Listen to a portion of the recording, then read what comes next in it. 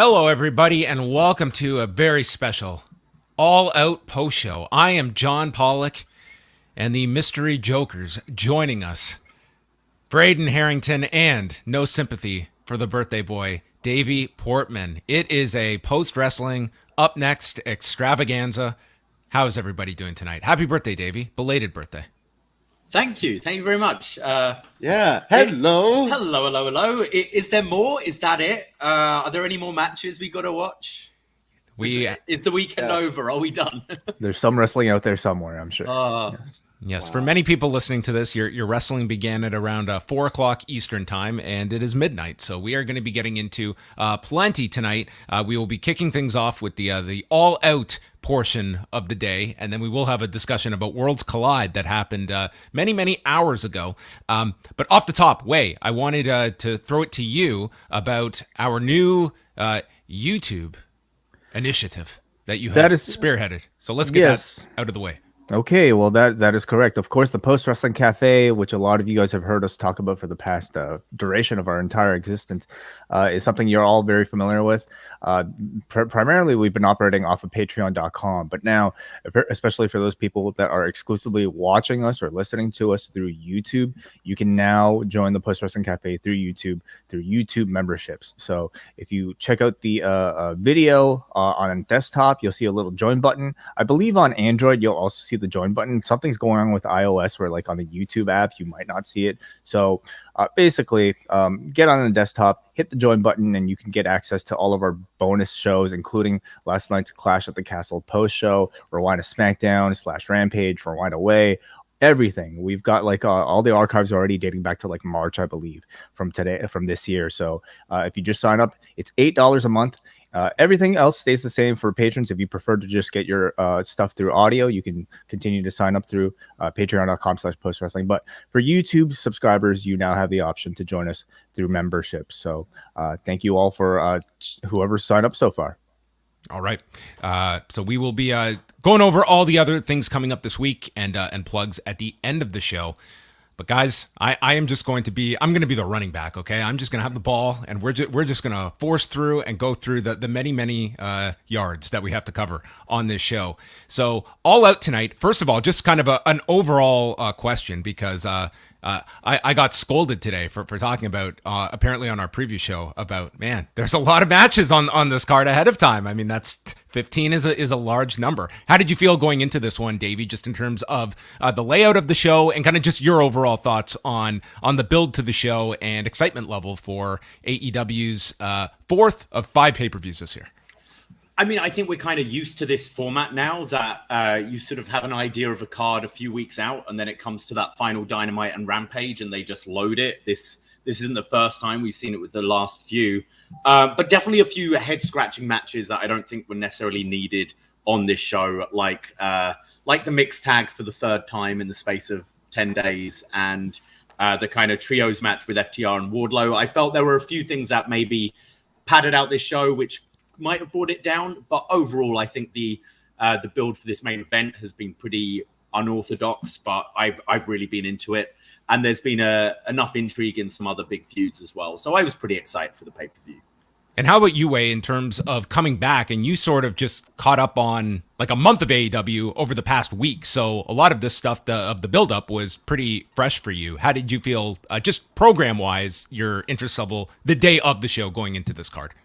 I think it was generally as high as it usually is for like an AEW pay-per-view. You know, we only have like 4 or 5 of these a year, so they still feel very, very special. This one, though, I will say for me, like, I think the bloated nature of it, like, hit me a little bit more. And I don't know if it's because, like, we didn't have as much surprise to look forward to or not as much novelty to look forward to as, like, the previous year. This year, I mean, it really was hinged on the main event. And for me, at least the Trios championship match as well. But beyond that, I wasn't necessarily looking forward to a lot of the matches, or at least not in totality. And to me, it kind of diminished rather than, I think, improved my excitement for the show. Yeah, I was looking forward to quite a lot on this show. It was more so the entirety of the day when you're stacking on Worlds Collide with it. But I'm going to say, Braden, the best part of this was the 45-minute gap between Worlds Collide and All Out. I got to have dinner. I got to take a breath for a minute in between wrestling. That 45 minutes was glorious. I spent it trying to catch up watching Clash, so I watched Matt Riddle and Seth Rollins. More wrestling. Of course. I'm really exhausted. This felt like this was right as the main event. I was so excited for this main event, but right as the main event was starting, I did like a micro nap, and I went, "Oh no, I haven't done that while watching wrestling in a while." So I had to get up, get a glass of water, and just went, "No, I'm hyped. I'm hyped." But wow, it felt like a lot of wrestling for me today. Sure. This was the kind of day where you have to like do some training ahead of time as we're about to go. Well, we're going to say, I'm going to try and keep this one on the tracks. And this is coming from me and Wei, who have done like 2-hour shows the last 2 nights. So we will see how this goes.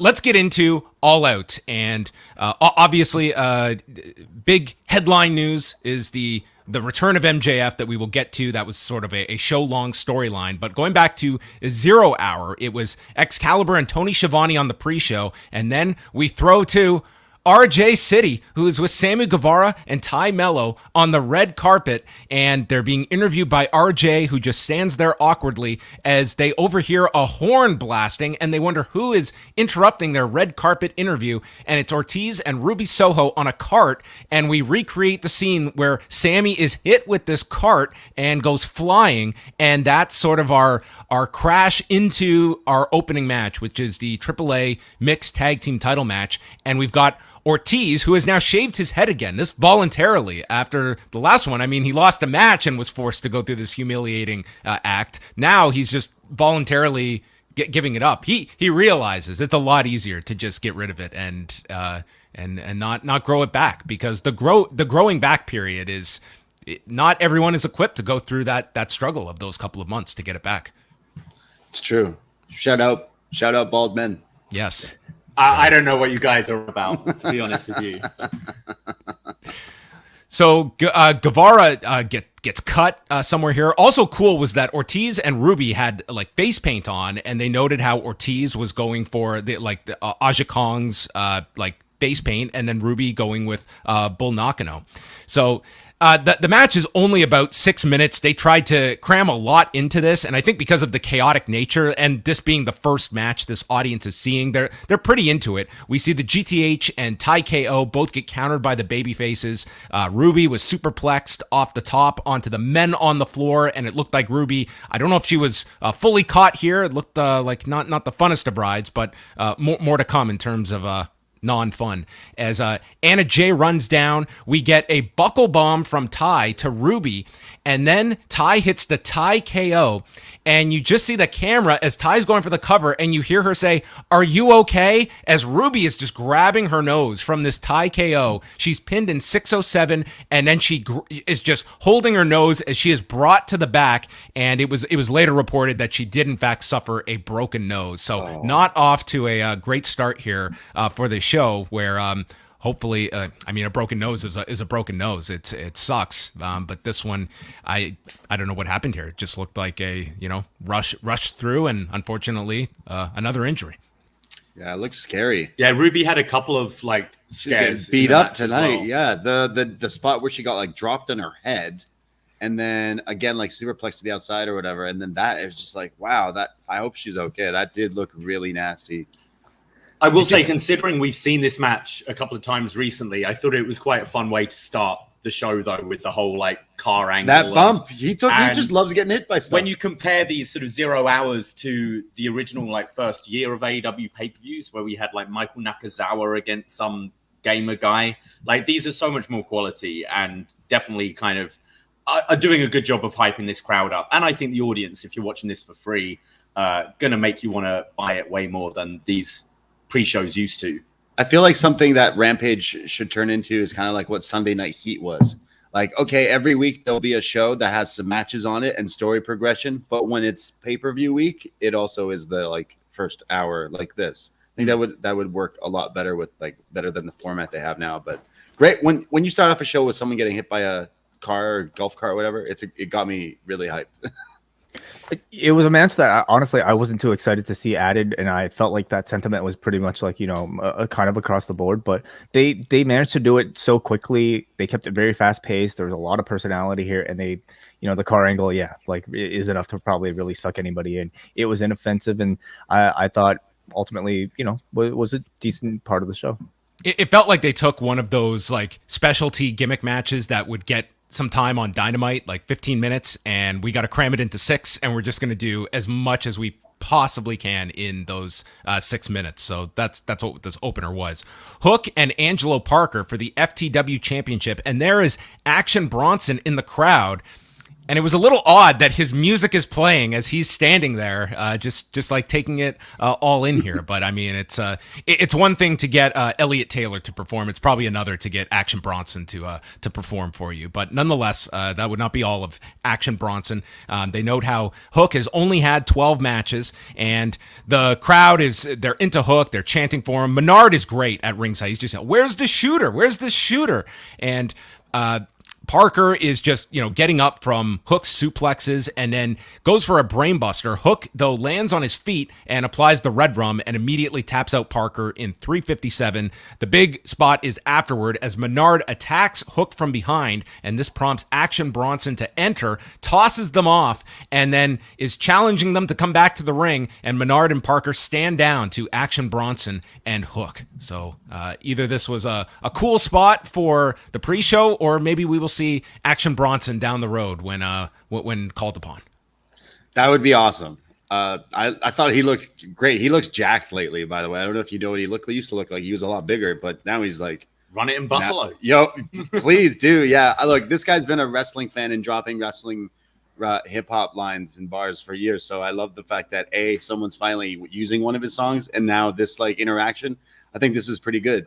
I know bringing hip hop and rappers and stuff like that gets AEW so many views on so many like websites and meme pages that I follow. Like anytime they kind of do that crossover, it gets them more eyes on their product. But I thought maybe some tie-in at like Arthur Ashe. Like it doesn't have to be like something spectacular, like a match, but just him in the corner, him in some form, just that gets some attention on that show in New York. They could teach him to do a Canadian Destroyer, I bet. That's the bar now. Bad Bunny really ruined it for other celebrity cameos, but I think I think he could have a match. He looks like he could do it. Yeah, short match, not a whole lot to it, and maybe set something up for the future. You get a little spot here with a celebrity of note. Pac and Kip Sabian for the All Atlantic Championship. They mentioned this is Kip Sabian's first AEW match in 522 days since his Arcade Anarchy match with Miro against Chuck Taylor and Orange Cassidy in March of 2021. That was his last AEW match. So I don't know how these All Atlantic Championship rankings work, but they're, I guess, retroactive to whatever you've done in your career. At this point, Taz joins Shivani and Excalibur, and Kip Sabian is playing to the crowd, putting his arms up and then down and then up and then down, and the crowd just goes along being puppets here. And so Sabian is in control, and things are going along, and then he starts arguing with his box that is over there by the timekeeper's table. And this is when Sabian, he had rolled away from a Black Arrow attempt, and he stares at the box and says something, and then Pac just drops him with his forearm off a counter, and Pac just starts kicking him in the face, like stomping him over and over and over and over. And then he hits the Black Arrow and he pins him. And this to me was like the most anticlimactic finish that just came out of he just stomped this guy in the head to the point you'd think he was dead if this was a movie scene.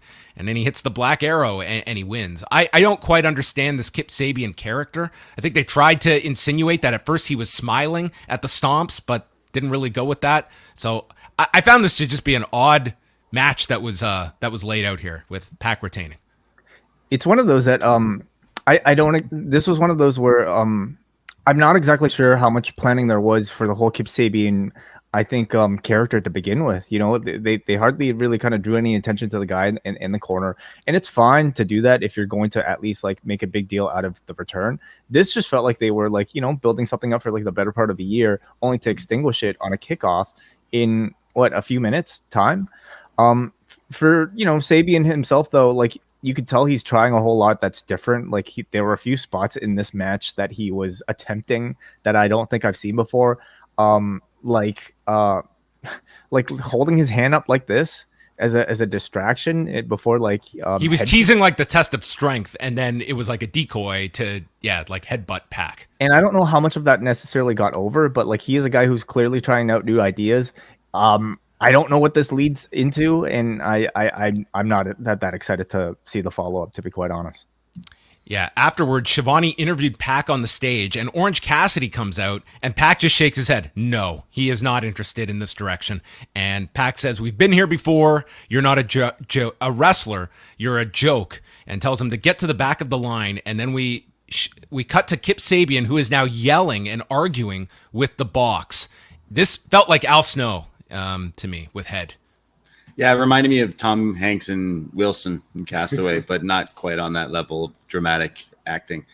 Really weird. He even got like the logo of the box like on his gear and stuff, but doesn't really work for me. I do think it's a better look. Like I like the kind of His hair's nice. the hair and stuff like that. He definitely stands out a bit more than I'd say he did in his kind of first run with AEW. But as Wace had put it, you kind of extinguished this already. Like you could have had him maybe work on some of these things in matches building up to this thing, but I've lost interest pretty much straight away with Kip.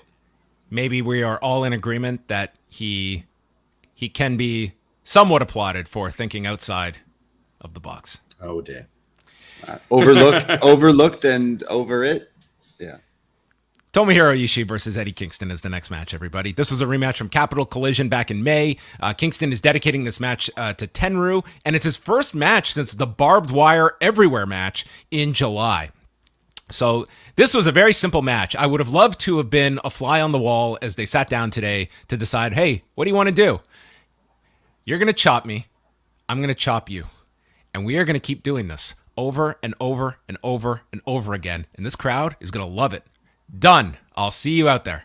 So that is what they did. The straps come down. They have this incredible chop battle, and it just escalates as the crowd is applauding all of this. They're chanting Eddie.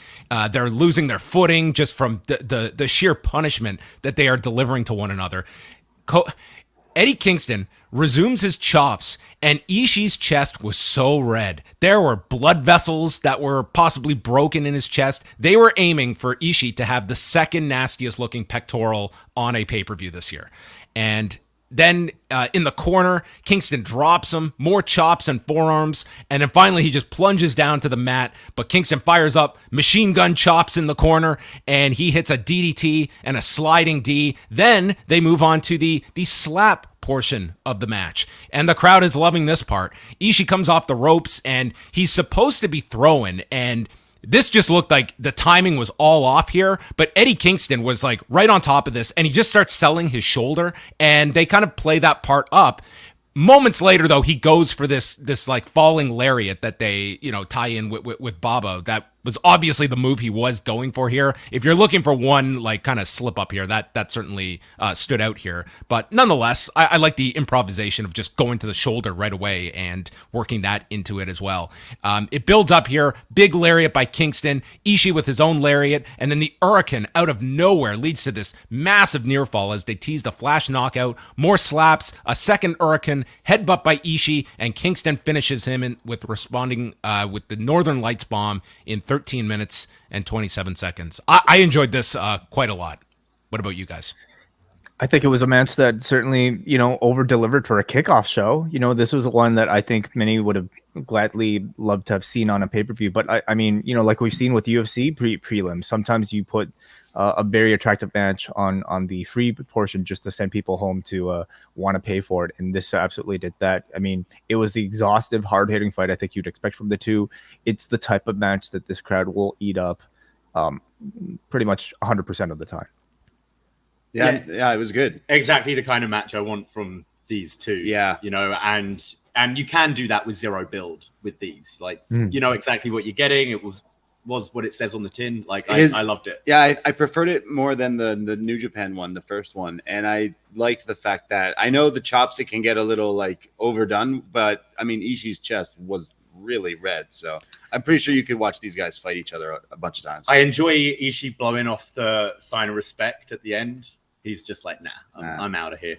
Yeah, I hope we get to see him come back though. Please come back.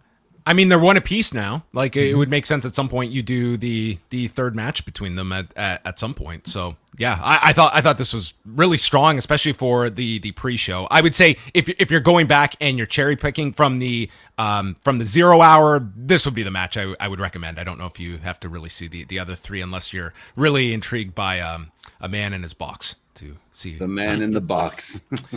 On to the pay-per-view we go, and they start off, and it's Excalibur, Shivani, and Taz, and they would not bring Jim Ross out until the second half of the pay-per-view, making sure he was there in time for the Acclaimed's entrance. No special entrance for him either. I mean, I don't know if that's different, but kind of understated. This was a show that was not did not have a whole lot of room, so maybe that just did get the cut.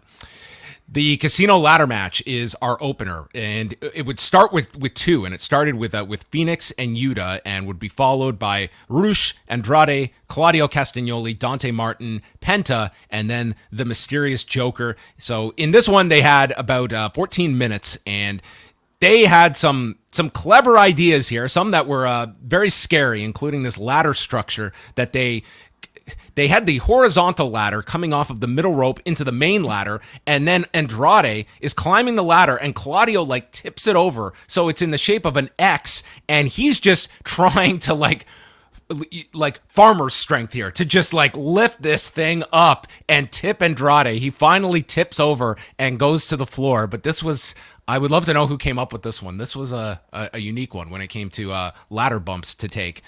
When Dante got involved, him and Phoenix were just going nuts here. Yuta came up, and Dante did a springboard onto the other side. Dante was just flying all over the place. When Penta came down, he runs down the ramp, hitting a destroyer on the way down to Dante, and then a sling blade to Rush. Everyone went nuts here. Then there was a destroyer to Andrade on the ladder that was set up between the middle rope and the main ladder, which looked just brutal. And Phoenix comes off the top with a splash to Rush through a table on the floor. The Joker sees all of these men in disguise come down, and they're followed by the main mystery man, who ends up climbing the ladder to take the poker chip and reveals himself to be Stokely Hathaway. And he's joined by Morrissey, Ethan Page, Lee Moriarty, the Gun Club, and the main Joker then comes out to Sympathy for the Devil by the Rolling Stones. So you're assuming this is not Tony Nese that we are licensing the Rolling Stones for. Man. And I think that was everyone's tip-off. And this main Joker is handed the chip and wins the match 14-11, and then goes to reveal himself, but doesn't do it, and gets booed heavily by the audience, and makes his way to the back.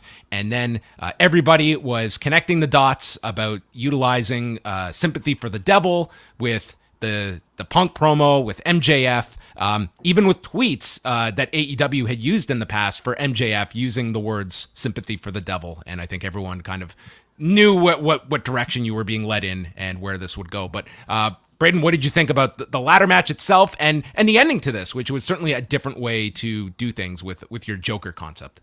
Yeah, I think the Joker concept's a little weird. I think you could just switch it to a normal ladder match, and it maybe would help them, because it worked in this way with the finish. That was really creative, but usually it's kind of weird when you have them fighting.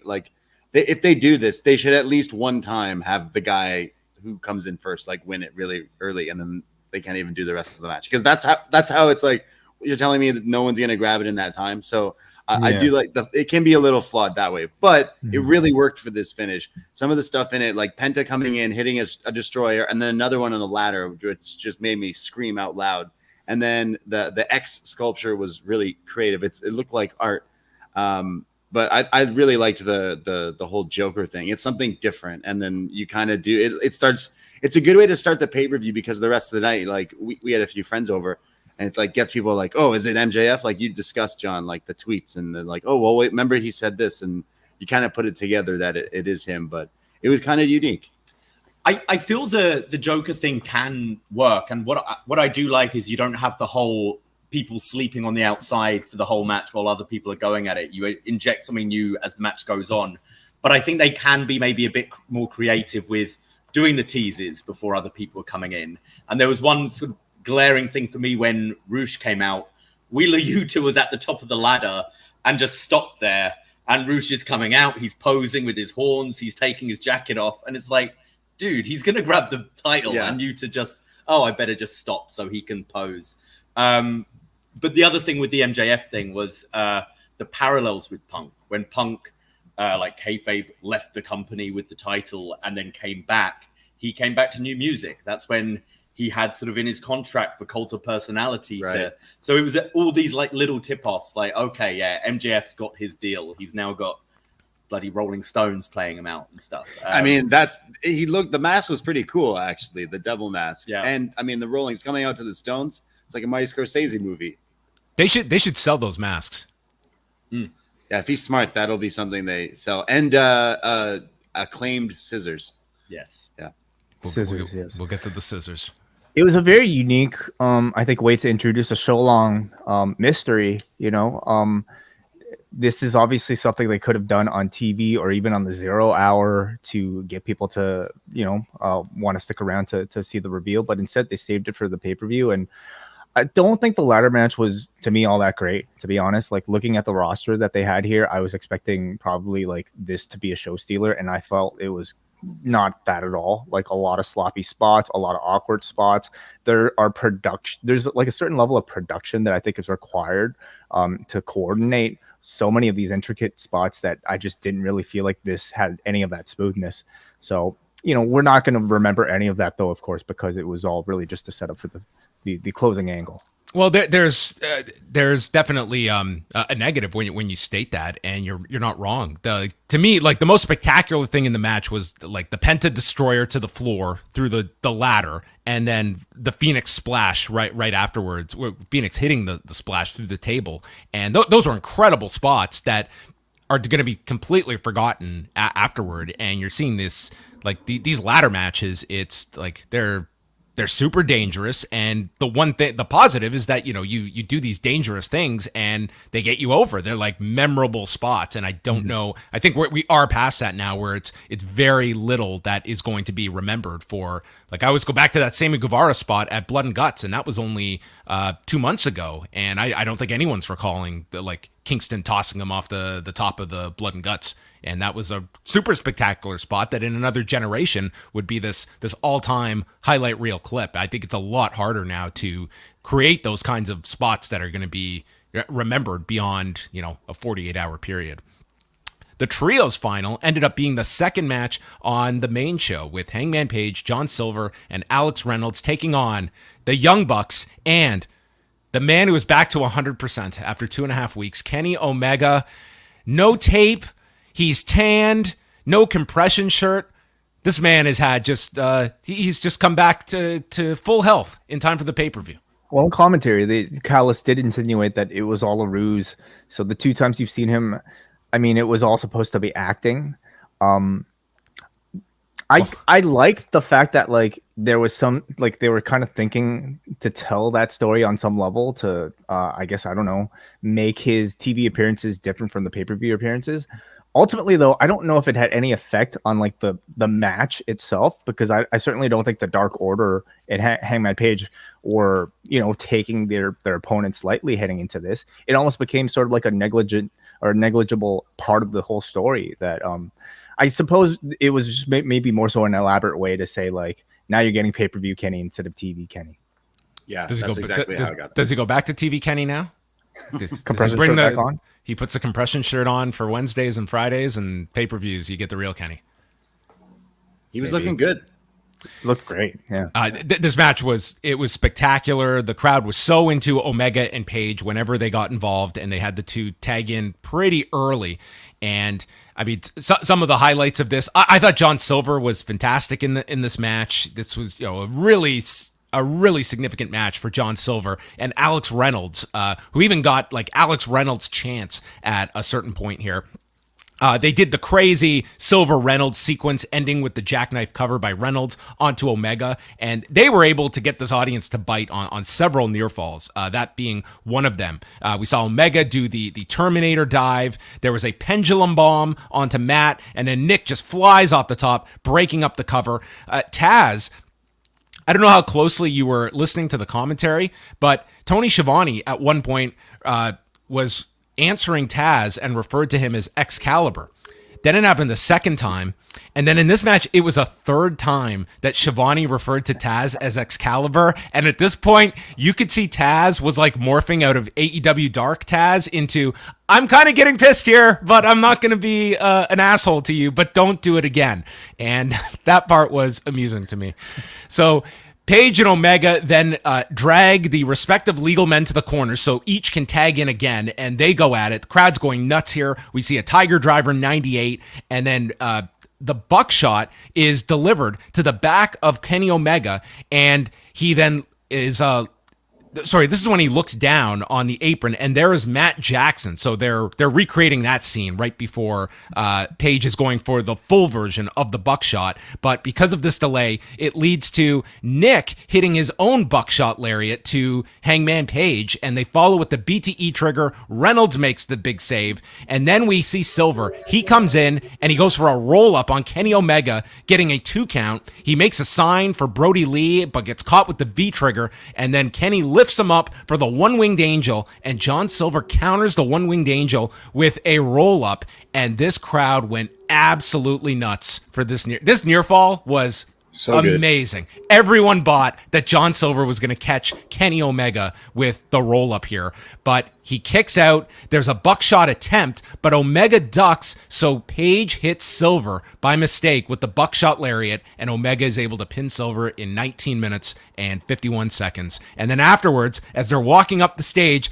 Kenny looks at the camera. He walks up to the camera and says, "Don't fucking move." And he addresses anyone in the back, "Try and beat that, bitch."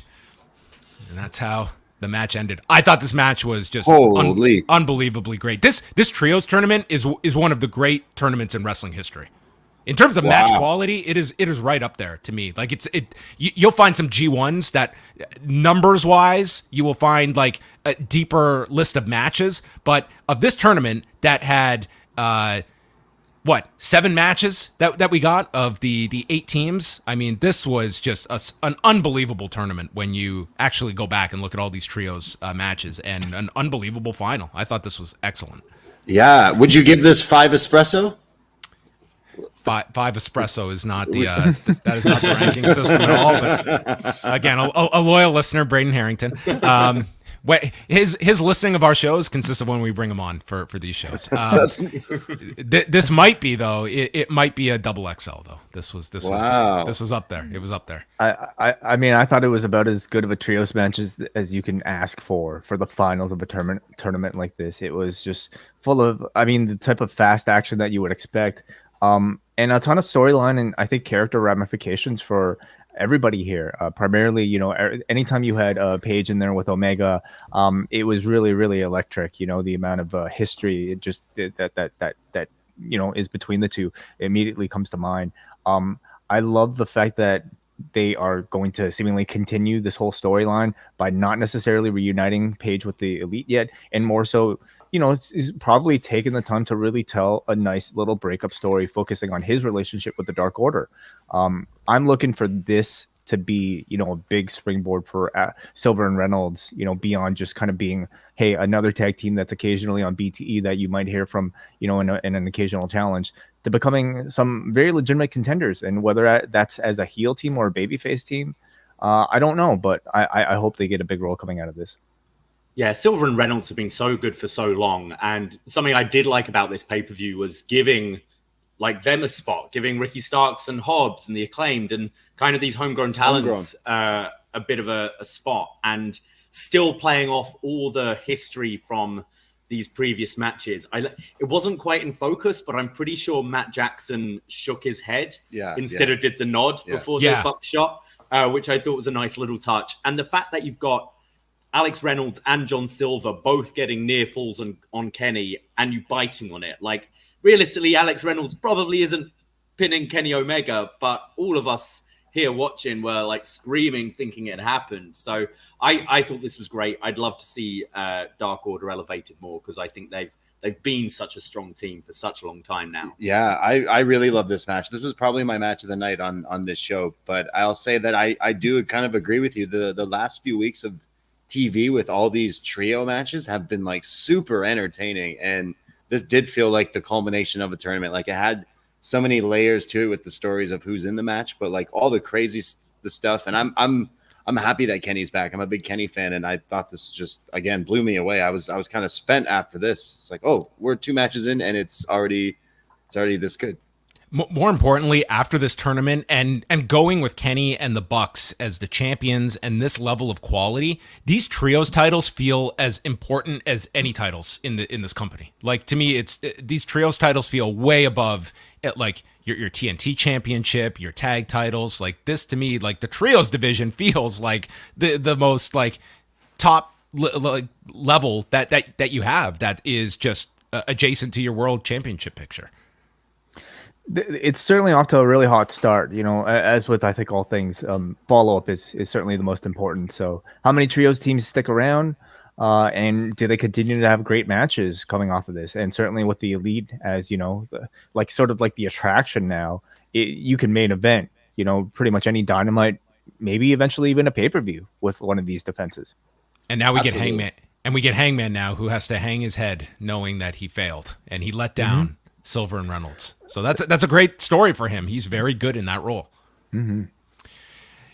Jade Cargill against Athena was next for the TBS Championship. No Stokely Hathaway coming out with Jade and the baddies. And first was Athena with her homemade wings with lights on them. These, I don't know how you make these. It had like a remote control, I think, with it. These things were nuts. I don't know how you travel with these. I mean, imagine checking these at the airport and explaining what they are. I mean, try explaining a title belt would be a lot of annoying too, I think, but she didn't have to worry about that. Well, then Jade overshadowed her entrance because out comes She-Hulk, which is probably the only Hulk we're going to see in AEW. But this was quite the cosplay from Jade Cargill. That was this how true to form was this way? Very true to form. Yeah, I thought she looked great.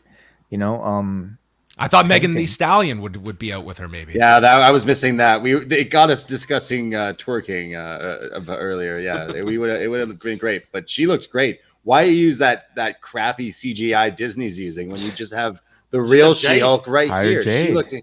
She looked incredible in this outfit. Yeah, crazy. So not the first wrestler to dress up as She-Hulk on video. Oh, jeez. Davey knows what I'm talking about. Everyone's mind was buffering, and then everyone got it.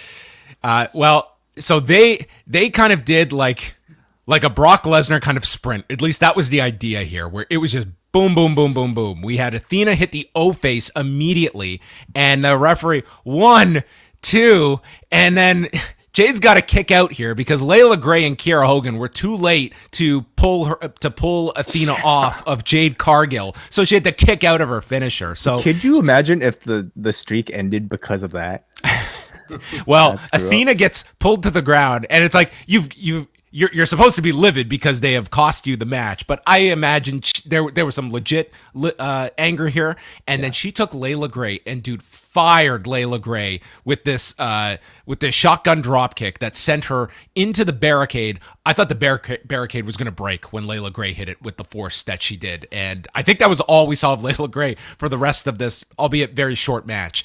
And she comes back into the ring. Jade is just like hunched over, and Athena returns, and then they just go through. It ends with a Samoan drop with Jade. Tony Schiavone is saying they're firing some live rounds, which in the context of a pro wrestling show, what do live rounds mean? They're not working these punches. It really doesn't make sense. It couldn't live rounds just being like, oh, these ones look like they really hurt. more than the other ones. The non-live rounds. Anyway, Athena goes for a reverse cross off the middle rope right into the pump kick and Jaded. 4 minutes and 21 seconds. Nice finish with the timing on the reverse cross and Jaded. There was definitely like some clunkiness here, and the timing was not always great. But I kind of got into like just the chaos of these 4 minutes, that it was just, this just felt like they were trying to emulate like a video game style of fight. And it wasn't always pretty at times, but for the 4 minutes, it was entertaining. Agreed. Yeah, it was a 4 minutes that I was completely captivated by, and I mean, at 4 minutes, it would be sad if any of it was boring, but it was not. It was a sprint, and I think it really showcased how high of a level Athena is at in comparison to so much in at least, you know, what you saw on screen here, and maybe in the division itself. She was, you know, pretty spectacular here in what she was able to accomplish with the Jade match. And I think Jade, to me, she had a lot of explosiveness that actually impressed me. It was, again, not without imperfection, as you mentioned, John, but, you know, it seemed to carry the crowd for most of it. And I thought it was compelling. Yeah, I feel a lot of Jade matches, she does some quite impressive stuff, but then it's the stuff in between where she's just kind of walking around where it comes down. And because this was just a condensed match, I thought it made it way more exciting. And yeah, it wasn't perfect, but it was definitely way more into a Jade match than I've been before. And I think it's almost appealing. It kind of like Goldberg, like everything he did, you go, oof, that looked rough. That kind of hurt, that one.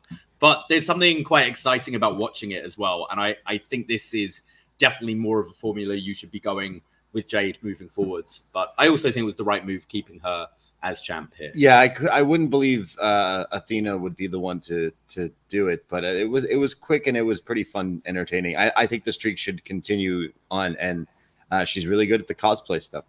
Does anyone jump out at you, Davey, to eventually end this streak? Is there that one person that, you know, you look at, and because I don't know if that person is like really jumps off of the roster as who this is designed for? No one there right now. Yeah, I mean, I could see you maybe going for the women's title as well and being a double champ at some point. But yeah, no one really stands out at all. I think this title's bigger than the other titles sometimes, I feel. Whenever I watch the matches and her promos, she comes across as a bigger deal, especially with the title being like interim now. They also cut to her daughter, who was in the crowd and looked so happy seeing her mom retain. So there were several daughters that appeared on this show. Alex Marvez is outside in the parking lot earlier in the day, and his timing was impeccable because as he is awaiting, CM Punk walks up, walking his dog Larry with Ace Steel, probably discussing their promo from Wednesday, and he asks him if he's 100% tonight. Punk says, "I've never been 100% going into a fight," and Moxley has an easy target, but you're not just fighting me, you're fighting Ace, you're fighting Larry. You're fighting the firefighters here in Chicago, school teachers like Nora Flanagan, and the city of Chicago. So this is a very bloated main event when you take into account all the participants. And he says that Moxley beat him once, he's not going to do it twice. This was vote for CM Punk. He says Chicago, the city that works. It's like, okay, I'll vote for you later, but you know, the preceding message has been paid for. He even did the like turn to the camera, like thumbs up, like vote for me. Well, I mean, it worked for this crowd because they were cheering on the mayor, the mayoral candidate in this main event. Wardlow and FTR against Jay Lethal and the Motor City Machine Guns, and FTR comes out, and Dax's daughter Finley comes out. She gives Wardlow a big hug, and they immediately bring up Sanjay Dutt calling Finley a brat on television. I knew from the moment that she walked out what the payoff was going to be at the end of all of this. So she goes to the back, but we would see her later. Wardlow and Lethal start off this match. The Machine Guns, I mean, they controlled a lot of this match. I thought the Machine Guns looked really good here. It's no surprise that they looked really good.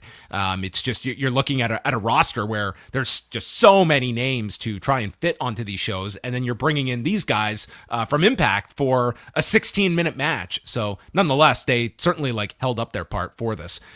Cash was in there. They got the heat on him for a long time until building up to the hot tag for the monster Wardlow to come in, F10 on Jade Lethal, and then Satnam Singh is on the floor and strikes Wardlow from the floor. This leads to a 2 count. They're triple teaming Wardlow, and then Dax returns, and he makes the big comeback. Liger bomb to Shelley, big rig on Sabin, and then Lethal goes for a lethal injection, a double version to FTR, but then Wardlow drops Lethal when he's left alone with him and hits the lariat, 4 power bombs as part of his symphony, and the crowd just gets louder and louder and pins Jay Lethal in 16 minutes and 26 seconds. So there was a lot that they were trying to cram into this match. You had your, multi-tag team champions in FTR with the various tag titles they have. You have this Jay Lethal, Satnam Singh, Sanjay Dutt contingent, and you've got Wardlow, plus the outsider, dream tag team interaction with FTR and the Machine Guns. It just felt like there was a lot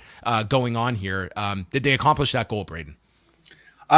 No, I didn't get too into it as much as I thought. I think from the get-go, bringing in the Machine Guns as heels was kind of odd, just because you'd get them over if you kind of just explained who they were to some people who might not know them. It was really cool. It felt like a cool throwback seeing these guys in the ring with even Jay Lethal and tying it up, because I did enjoy these guys through the years. But I thought they worked together as a 3-man team, like the Guns and Lethal. This was certainly to the betterment of the match, putting in the Machine Guns in as opposed to Sing and building the whole match around that. Yeah.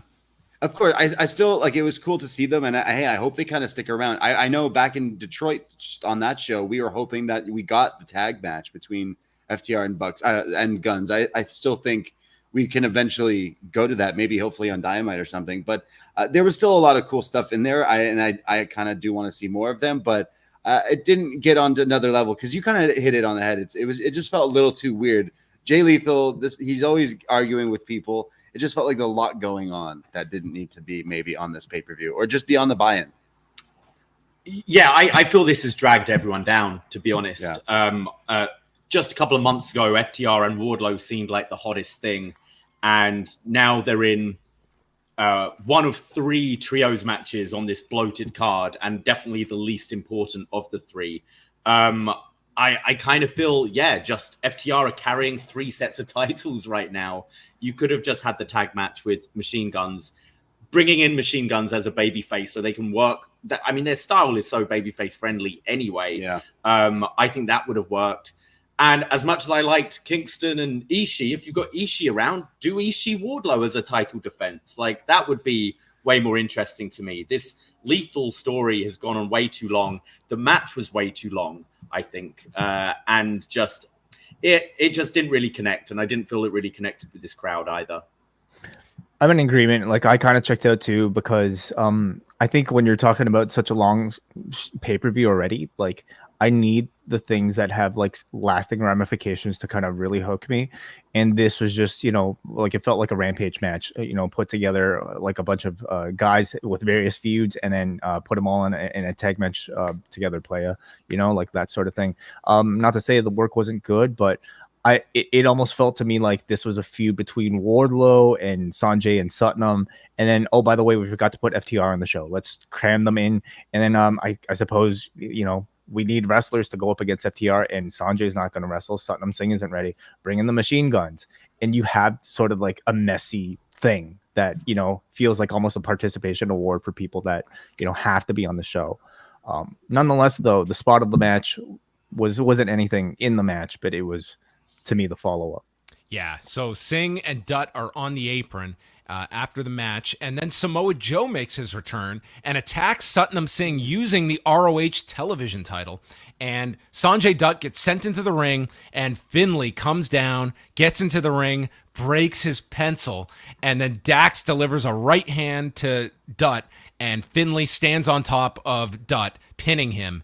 And somehow in all of this, Samoa Joe was bleeding afterwards. I don't know. It's how how did you get busted open in about 30 seconds of work here? But welcome back to Samoa Joe. And again, this goes to Tony Khan's comment this week that they would be pretty much operating at full strength by the end of the week. And Joe, another one who is now back after doing some filming. So it looks like Satnam Singh's got programs with Wardlow, with Joe. I mean, Satnam Singh is all set. And Finley maybe as well, yeah. That's right. That's right. You've built up several programs. It was interesting. At the Rochester show I went to, the after the show went off the air, they pretty much did this, but with -1 and FTR. Right. With the spot with QT. And it works getting FTR, like, still getting that babyface reaction, even if not, like, the biggest position. And sure, they could have been in a much better match. But the stuff with the daughter, come on, it works. Yeah. The kids division. Yeah. I feel like FTR were kind of slated to fight the Bucks at All Out, and I feel like they've been just kind of pushed aside on the thing, but they still managed to come out and still prove and get over. But still happy they're on the show. Ricky Starks and Powerhouse Hobbs was next. A lot of build up for this one. Taz is talking about the real bond that they had in Team Taz, and Starks just charges the ring, fast paced to start this until Hobbs cuts him off. And a lot of the offense is Hobbs focusing on Starks' neck and going for the heat that way. Starks gets out of the way of the corner, lands this big tornado DDT. He's holding onto his neck, and then he comes off the ropes, and boom, he's hit with the spine buster out of nowhere and pinned in 5 minutes and 15 seconds. So a very dominant win for Powerhouse Hobbs. I can only imagine, Way, that they're building Hobbs up for something, because this to me was just getting Hobbs over and getting his finisher over as devastating. Well, I think what they're building up to is a rematch with Ricky Starks. I don't necessarily see this being the end, because Starks has that neck injury to kind of use as an excuse. I also feel like Hobbs needed to win here to kind of really establish him. Ricky Starks is the babyface; he's the underdog going into this, and I think you need to build a bigger challenge for him to defeat in Powerhouse Hobbs. So, I mean, it was a clean finish, but I mean, you have the neck injury as an excuse. The right person won, and I expect them to put a bit more life into this feud afterwards. Yeah, it's I didn't mind this at all. Like, I know a lot of people want to see Starks like win this, but I kind of like, you're going really strong with Hobbs and getting this spine buster over, and yeah, I'm kind of curious, like, to put him over so strong. What they have in the immediate future for Hobbs. Yeah, could it be TNT title? Two big lads wrestling, Wardlow and Hobbs. That could be pretty good. But I love Powerhouse.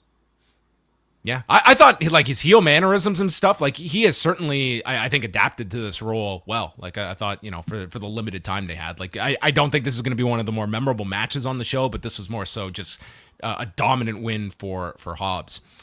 And then Jim Ross comes out, replacing Tony Schiavone in time for the Acclaim to come out with their rap prior to the AEW tag title match. Max Caster says that they're bringing the scissors to a bunch of paper champions, compares Swerve in Our Glory to Ambien. You ask whose house? You can call me daddy, because I'm telling you to move out. And they're going to leave you on the floor like the documents at Trump's place. Oh. I've got to say, Max Caster's raps, I don't know if this was the upper echelon. Wasn't their best work, but it was fine. It was good. It was still cheeky. The crowd, instead of singing Bask in Our Glory, start singing Oh Scissor Me Daddy. And this was our signal that, dude, this crowd, they came here to see CM Punk win the title, and they came to yell Scissor Me Daddy because, dude, the Acclaimed were so popular, and, like, stunningly, like, you knew, like, they're a popular act. They felt like a main event act in this match. They were so loud for the Acclaimed and with the songs and the way this match was laid out. Like, it's one thing to look at this match and wow, the crowd really over delivered just in terms of their response, but I would not have pegged this match to have been earmarked for as long as they had as well. Like, this was just, to me, a match on the card, and it would not have been one that I was putting a whole ton of attention into, and they gave them 22 and a half minutes. Good. Yeah. Well deserved. This crowd got so hot for the Acclaimed. I mean, I wonder how many shirts they sold at PWT this week, because, like, damn, like, they're so over. This this crowd made them like feel like you said, like the biggest thing. Everyone was behind them winning. You felt some sort of like double turn kind of thing happening, but really crazy ovation for this team. So Billy Gunn onto his second merchandise cash cow of his career. Honestly, like, yeah, I'm glad they went back with that. Like, that's money on the table right there. Scissor me, daddy ass is the funniest wrestling line in quite a long time. We in our wrestling friend group now, Too Sweet has been put on the shelf for a little while because all we do is now you scissor people, and then it's fun doing it in public, and you have to try to explain to other people what it is. But it's the new Suck It, maybe. It's great. Well, they did the scissor spot with the Acclaimed and Billy on the apron, and this crowd just lost their minds. It was so loud.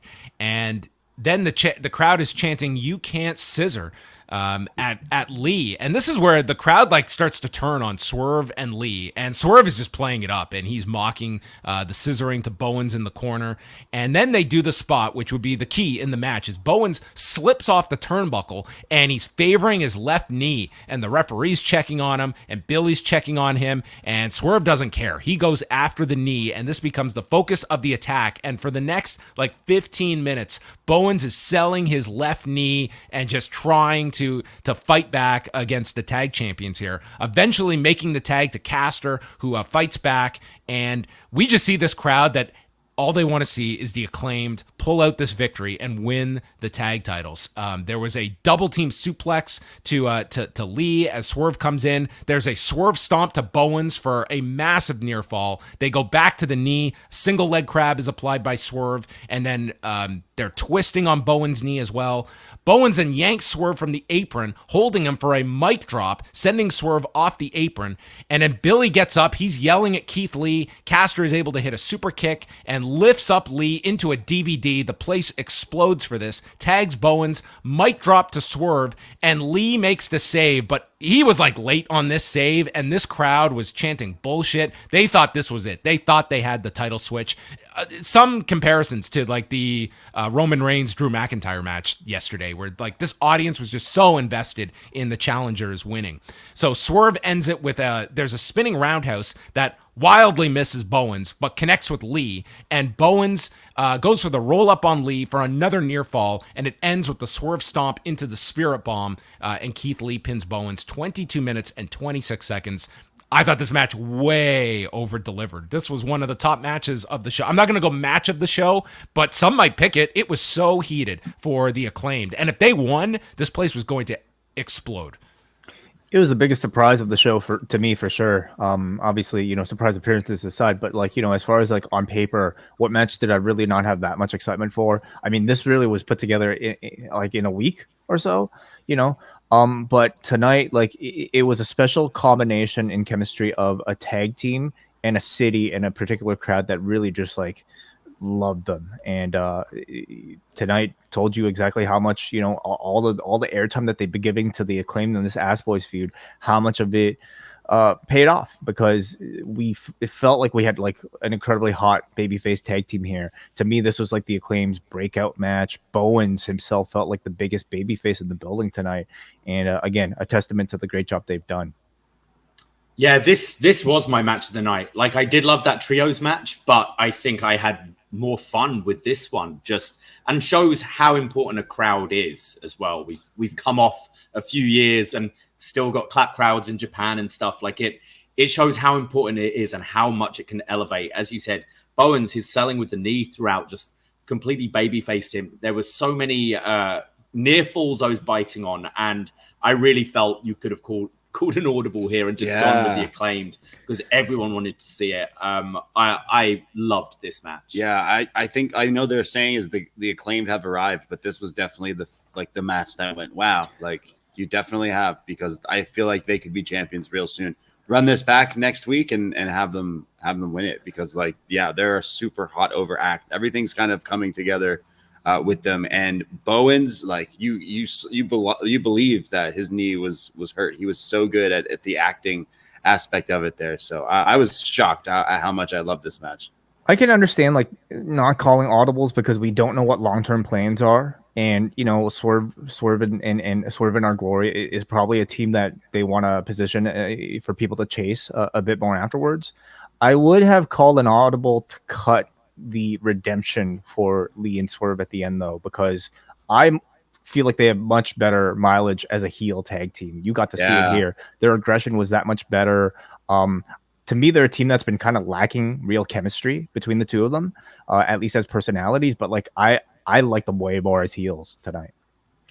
Yeah, I think that makes sense. It felt like Swerve didn't do the scissor thing. I think he was reading the room maybe a bit better, and Lee was like, "Oh, we're meant to scissor, guys." I feel like they could definitely turn them heel, and it would be a bit more interesting.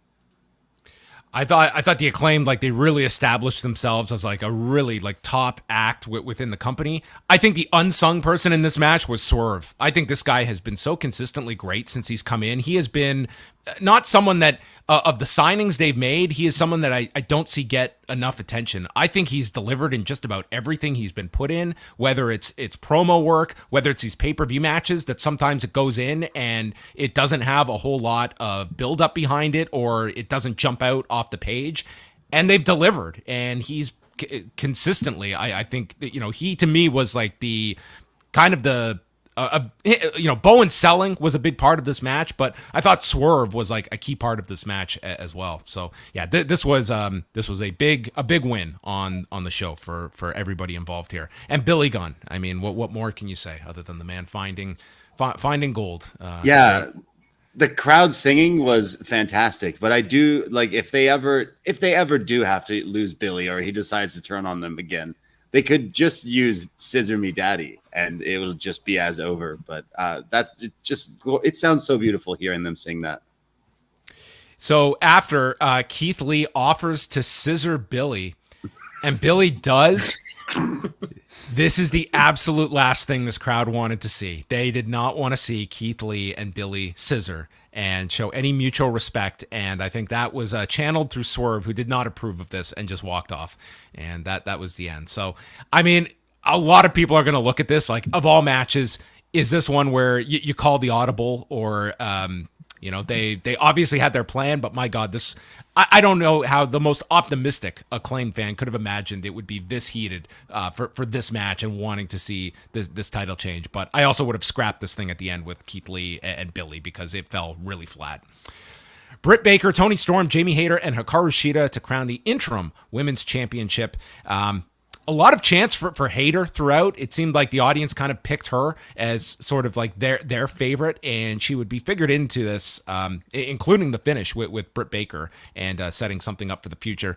There was a crazy tope suicida by Toni Storm onto Hayter, and Rebel ran in at one point just to get headbutted by Shida and Storm. Okay.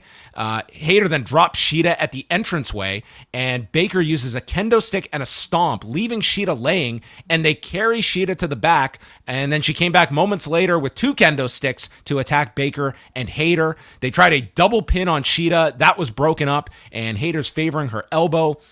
Hayter hit a tombstone. There was a Meteora by Shida. So they're going through all these moves. Baker puts on the glove, and then Hayter has the match won after a ripcord. But Baker yanks referee Paul Turner out to the floor, and Jamie Hayter looks over at Baker, and she's pissed.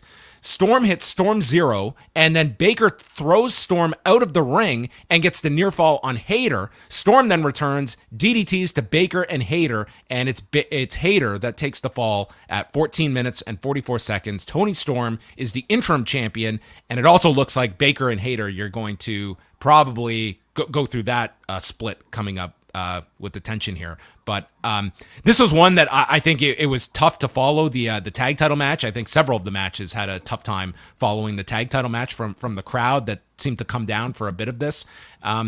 This was an all right match. I didn't think it was bad, but I didn't think it was like one of the better matches on the show either. It was sort of right in the middle.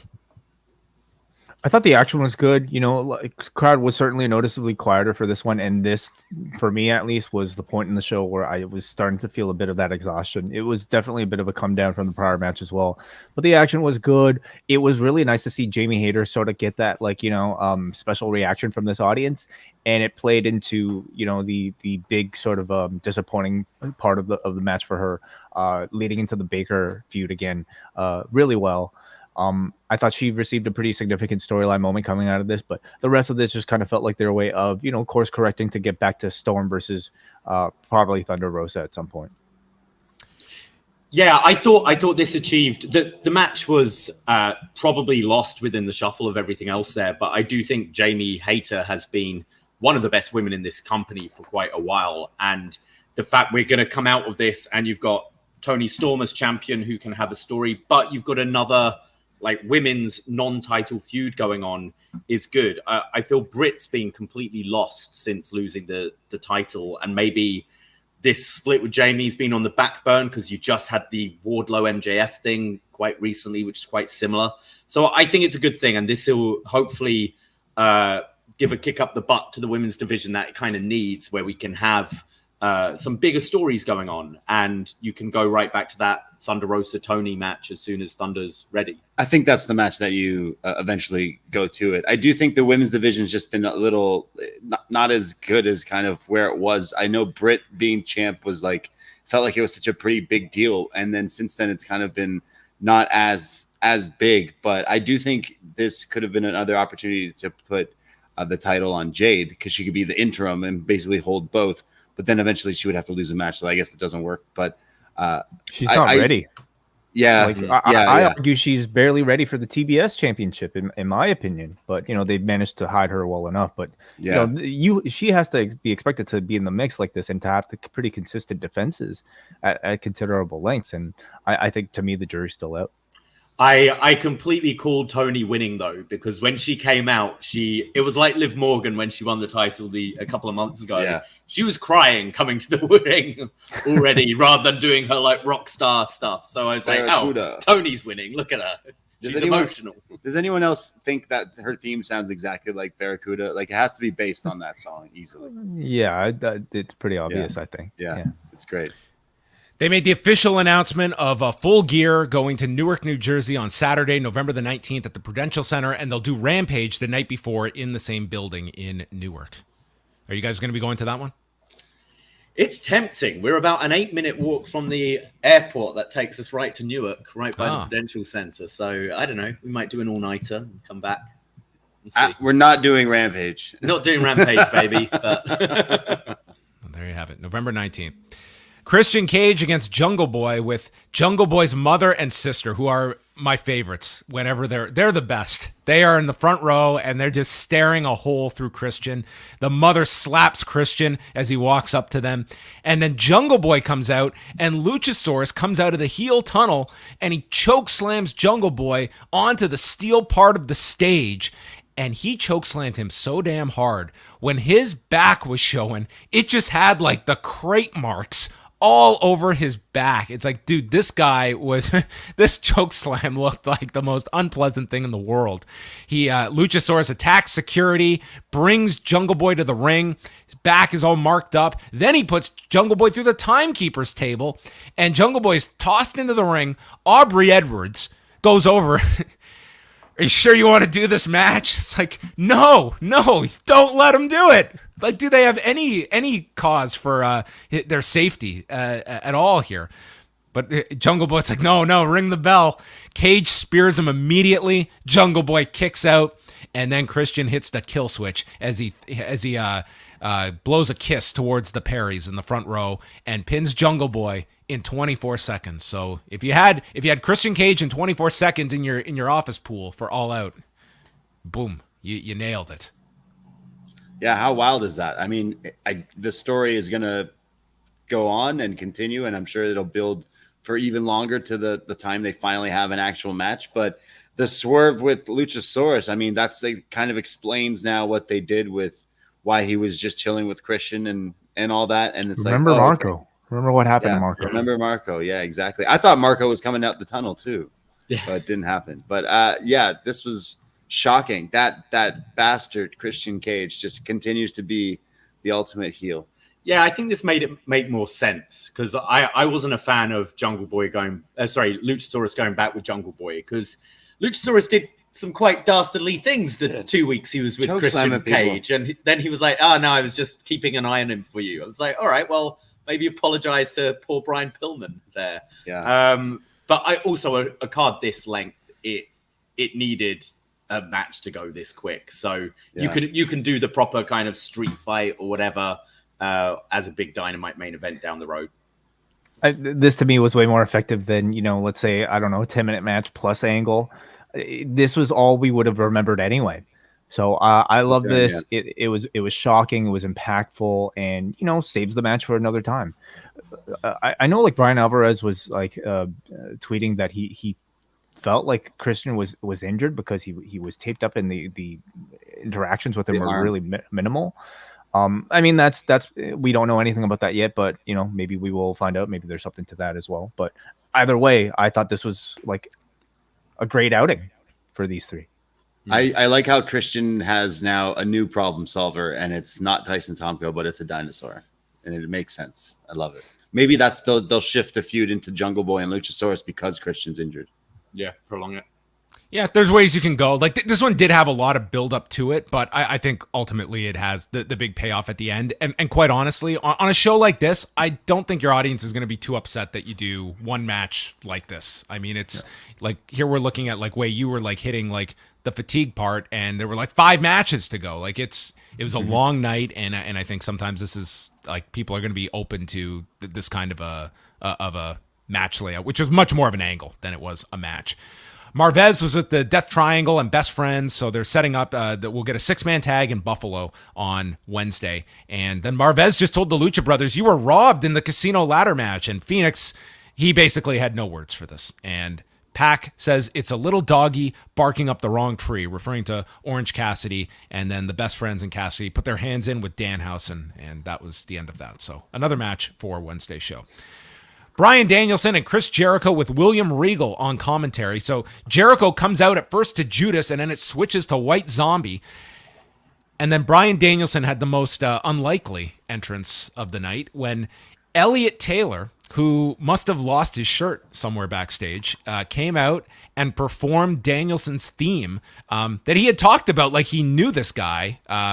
Like he did an interview when he came in last year and talked about this guy. So he like knows him. And did this performance. It was the most Bryan Danielson like entrance you could envision. I like if you had like William Regal like grooving next to this guy, it would have been just the cherry on top.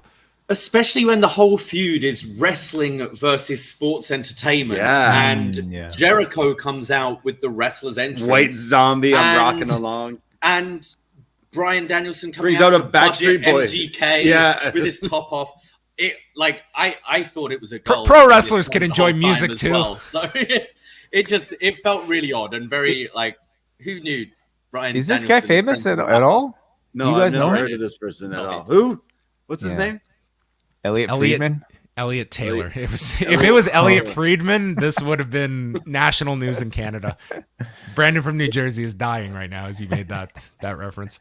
I thought this was the least. I would never expect this to happen from Danielson, so it was a bit odd. This would be a great heel entrance for Bryan Danielson. Yeah, exactly. Yeah, the guy looked like he's like in a background extra in a music video. Like Danielson comes out dressed the same as Elliot Taylor. Like they're both like grooving to the song. It unfortunately made me like the song a whole lot less after this. Yeah, it's not a bad song, but it, like also like that's not. He also doesn't.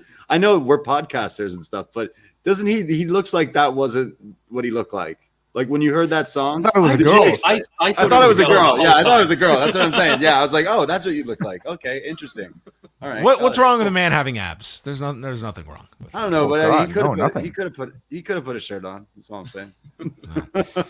Anyway, this was I guess maybe they thought they already had hit their quota of machine guns on this show, so they had to enlist. I have a stable idea. He could join the machine guns. I have this idea where the machine guns should form a team with Carl, the machine gun, and then was there another machine gun to be in it? I don't know. I'm going off of machine guns.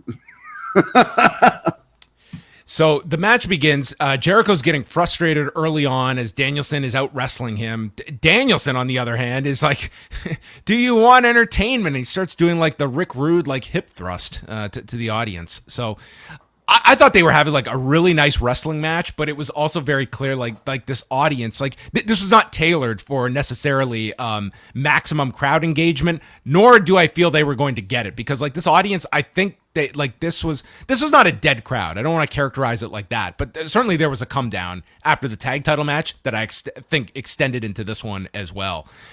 Jericho stopped a top rope Hurricane Rana right into the walls of Jericho, and that was pretty seamless. Like we've seen sometimes that spot where the guy like his head gets spiked on the mat. He transitioned really well here, and it's especially scary when it's somebody like Bryan, you know, who good has point. gone through the history. But I mean, he's successfully pulled this off pretty much every time. I have to say, it's always impressive. Yeah, Danielson hit a tope suicida through the corner.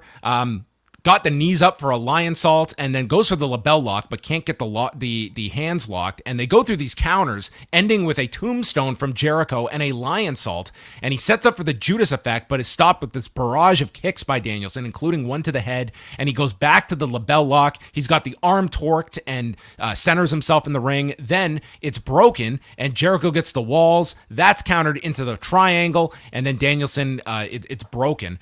Jericho catches him with the code breaker, applies the lion tamer, and again there's a rope break, and now Danielson makes his comeback, Busaiku knee, cattle mutilation, and he's dropping down elbows, goes back to the cattle mutilation, and after kicks to Jericho, there are repeated warnings by Aubrey Edwards to Danielson, and he's got these overhooks on Jericho, who takes Danielson into the corner where Aubrey is, and then does like the Toru Yano like low blow spot that the referee cannot see, and that leads to the Judas effect, and Jericho pins Danielson in 23 minutes and 42 seconds. And they cut to Daniel Garcia looking disappointed backstage, while the Jericho Appreciation Society minus Garcia come down to celebrate with Chris Jericho, the sports entertainment victory of the night. To me, you know, this one certainly suffered from its placement on the card. I think the show standards felt like a slower paced match. And yes, these two are two of the most popular guys in the entire roster, but I think the pace of action to me was not enough to you know, survive this. And the length of match that they had too, certainly I think was more of a detriment at this point. I felt like I would have really enjoyed this if it was earlier on in the show, if it was the headliner of a particular Dynamite, for instance. I would have probably had a much bigger reaction to it. I also feel like the novelty of maybe seeing Jericho trying to, you know, do technical wrestling, that to me has, you know, was already kind of worn off after, like, you know, the TV appearances. I much preferred the Garcia matches with Bryan to this. Oh yeah, that 2 out of 3 falls match, I think I enjoyed better than maybe any match on this show, actually. But I think Jericho's been on a sweet tear in the past little while, reinventing himself constantly. He's been great, but I think this one, maybe it was like the fatigue for me, but it didn't quite hit as much as I want. I'm not saying it was bad by any means, but because I love these two and I was excited for this match, but it didn't get to like the level maybe I thought that we would get to. It does, however, continue that story with Garcia and how he hit the low blow to win. So I am kind of still interested in this, like the split parents with the child. It's a good story that they have going with Daniel Garcia. The ending, you know, I think this one, I agree. I think earlier in the show, I think the audience is a lot more engaged because the wrestling was very good in this match. I think it was just more of a subdued crowd, and maybe like you could have shaved off some of the time, like 23 and a half minutes, like this late in the show, you know, you're getting a big main event still to come and another match after this. So I think like that maybe played a factor too. So, later, they would show Jericho telling Daniel Garcia that for his big match with Wheeler Yuta this week, he will not have Jericho or the Jericho Appreciation Society there with him. And Garcia is stating he needs them for their support, which I guess maybe like he's meaning like the moral support, because it's almost like you're the guy that's like no shortcuts to win this. So why would you need the Jericho Society to be with you other than, you know, physical? We're not even going to be in the back to throw a party for you. You're going to celebrate by yourself in a lonely hotel room. Coaching maybe, shouting directions. I guess.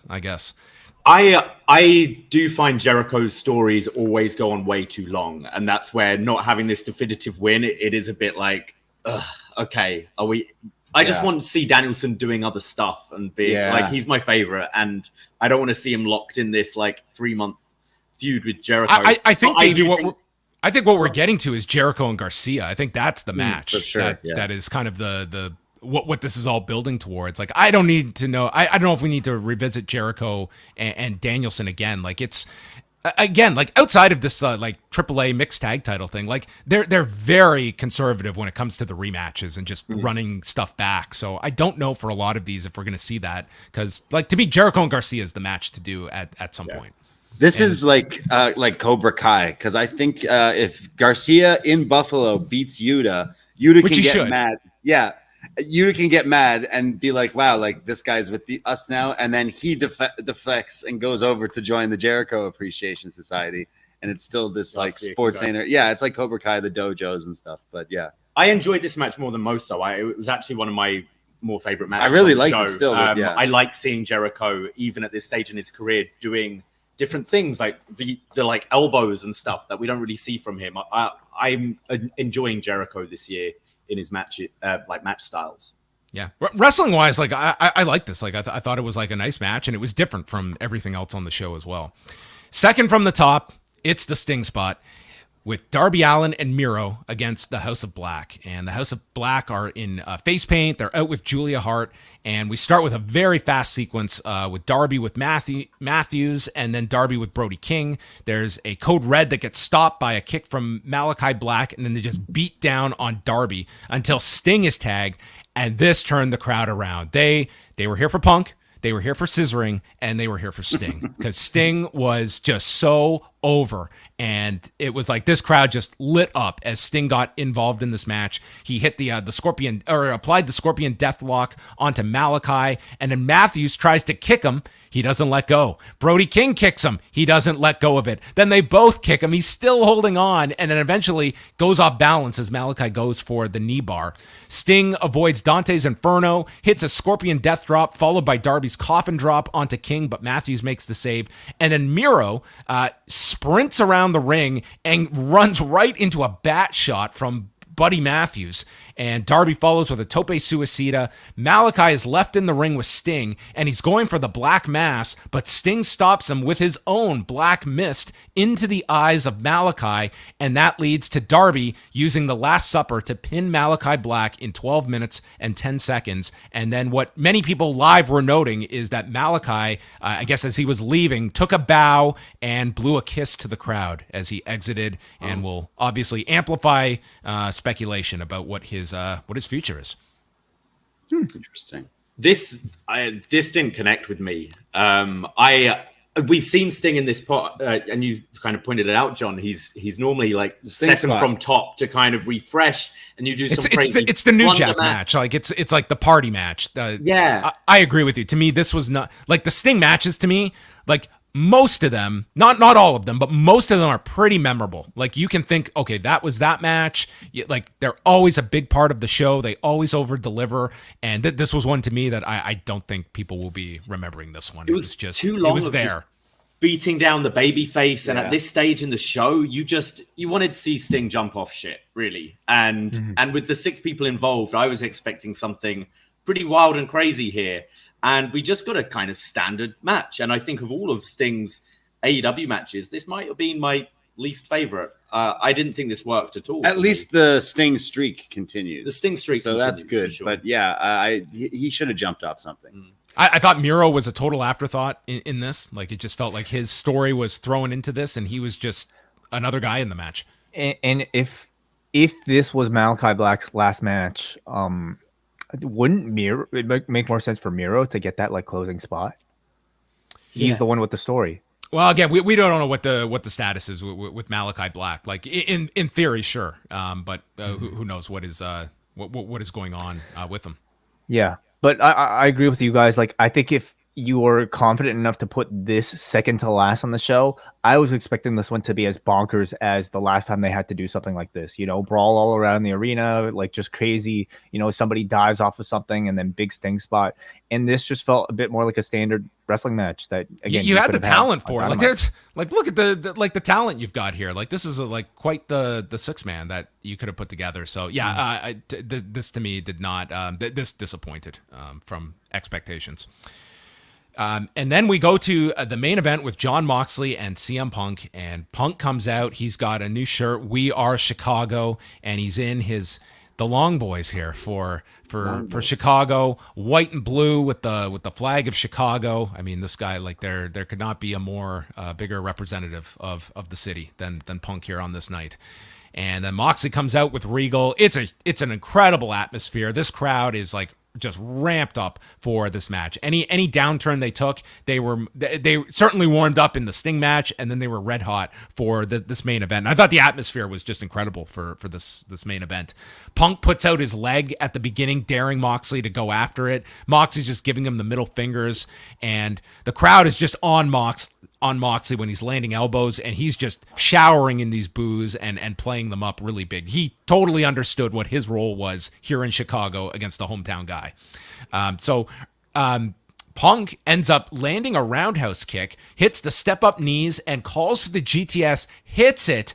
And because of that TV match, this whole crowd bought this as the potential finish that Punk wins in 2 minutes. But Moxley kicked out. I thought a very smart spot to do earlier in the show. But then Moxley takes over. He posts Punk, who comes up, and he's all bloody. And Moxley, dude, he is biting at this wound. He's licking the blood. I mean, what diseases were going through this man? I have no idea, but this was so gross. Oh, yeah. Bloody and gross and just dripping everywhere. It was leaking out of this man. And Moxley was rolling around in it. This was a lot of blood. Yes. So Punk is fighting back, and he's selling all the blood loss here, and then Moxley goes after the foot, and the crowd is like, they're angry that he is going after this foot that they know is really hurt, and he torques on it. Punk at one point gouges the eye, and I think it was Taz who brought up Jericho using the spike on Moxley's eye 2.5 years ago, like a fantastic callback to make sense of that. There's a figure 4 spot with Punk giving the middle finger as he's in it, and then he gets the Anaconda Vice, and this is when Moxley breaks it by biting the forehead that's all bloody and then stomps down Punk's face. Punk then comes off the top for an elbow and lands into the rear naked choke that's moved into the bulldog choke by Moxley, then to an ankle lock, twisting on the injured foot, and Punk lands this head kick out of nowhere, Leon Edwards-esque, and then goes for the GTS. It's stopped. The Death Rider gets stopped, and they're both just continually going for their finishers. And then Moxley gets the Bulldog choke back. Loud chants of CM Punk. And then he lifts up Moxley with the choke applied, and Punk rolls out, lands the GTS, and Moxley is like out on his feet and collapses on top of Punk's back. So then Punk deadlifts Moxley, who's just out, gets up, grits his teeth, and hits a second GTS, and this keeps Moxley down in 19 minutes and 57 seconds as Punk wins the match. The first question was, what did you think of the match itself, Davey, before we get to the angle? I really enjoyed it. I think the crowd was interesting here because I think Chicago is a wrestling town, and obviously they like Punk, but they've respected what Mox has done all these weeks with the interim title and now the AEW title. And there were definite Mox chants there. And towards the end, it was very 50-50, which was interesting. And I kind of feel there's maybe more in sort of a Punk being heel, and maybe this was the opportunity. But I did really enjoy the match. I thought I like how they played off the finish from Wednesday the other week. I think Punk's been pretty strong in his return, and coming back from this injury, I didn't sense any kind of weakness from since his previous matches we've seen. I did enjoy the match, but I don't know. I kind of would have been into Mox retaining, but obviously with the angle after it makes a whole lot of sense. This is the first time he's been pinned clean. Yeah. Like in AEW. So true. That's a pretty big deal that Punk is the one to do that. But I was getting super behind Moxley. He's been on quite a run, and I feel like since this interim thing, it's been really great. And he's definitely just been a character I love watching week to week. So I definitely was cheering for him, but it makes total sense of what they go to do with Punk winning and everything. But the crowd were hot for both of them. Like the crowd were so supportive of Moxley and cheering for Punk, but it was great. I'm like, think of the Mox run that he's got because he's a killer, but there's some interesting stories to come now, I think, with Punk being champ. Wait, after, you weren't crazy about like the television match they did a week and a half ago, but watching this, do you think it helped? Do you think it hurt? What are your thoughts on that match and the way in which they decided to build this up where you didn't get the announcement until Wednesday? I'm personally of the opinion that I think it hurt. I don't think the rating on TV was necessarily that special. And I think you would have had this babyface reaction for CM Punk in Chicago anyway, regardless. Him coming back from a foot injury, I think you could have told the same story. In fact, he barely made that big of a deal of the foot, in my opinion, compared to what it was in the match 2 weeks ago, for me to believe that this is even a continuation of that same story. A guy who had to quit a match like that, coming in here, delivering those roundhouse kicks, and then really having not that much effect on the overall outcome of the match. Took a bit of my I think ability to suspend my disbelief out of it. It's also the idea that in AEW, we're a company that puts so much emphasis on rankings. How somebody can get blown out and just simply, do the open contract deal to get a rematch. I just never liked it. And, it's something that I think AEW has really worked hard to avoid, those sort of like logic gaps. And so you would have preferred they just kept it as is, like it's Punk Moxley, and the first match happens at the pay-per-view, because obviously this was the biggest match you could put on this pay-per-view. I guess it's the direction in which you get there. I would have disagreed if the rating was significantly improved on TV for them to spike it, then sure. Or if the reaction was in this match, the babyface reaction for Punk was all that different. And I honestly don't believe it would have been any different if you didn't do it. What it did accomplish was, I think, setting in motion, a CM Punk heel reaction from anybody outside of Chicago. And maybe that's already something that you heard tonight. This was very much a split crowd for all the pandering Punk did to a Chicago audience. It was certainly more 50-50 to me. And I think for me at home, and for anybody outside of Chicago, it's very clear that Moxley is a better talent in ring than CM Punk. You can see the quality of difference right there. And so I could see a bit of resentment coming out of this for, somebody like a Punk just coming in, getting undeserved title shots, at least in character, and then coming off with the title. And as we'll talk about with something else that happened as we went on air here with CM Punk, it's a direction I can certainly see them heading towards with Punk being heel.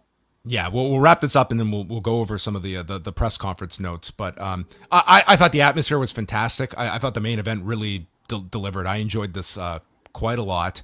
But then Punk is in the ring, the lights go out, and all of a sudden you hear Tony Khan's voice from a voicemail that he had sent to someone, and he is offering them to come back. He will put this person in the casino battle royal. You don't have to sign anything, and you will get, and it's bleeped out, whatever the amount is.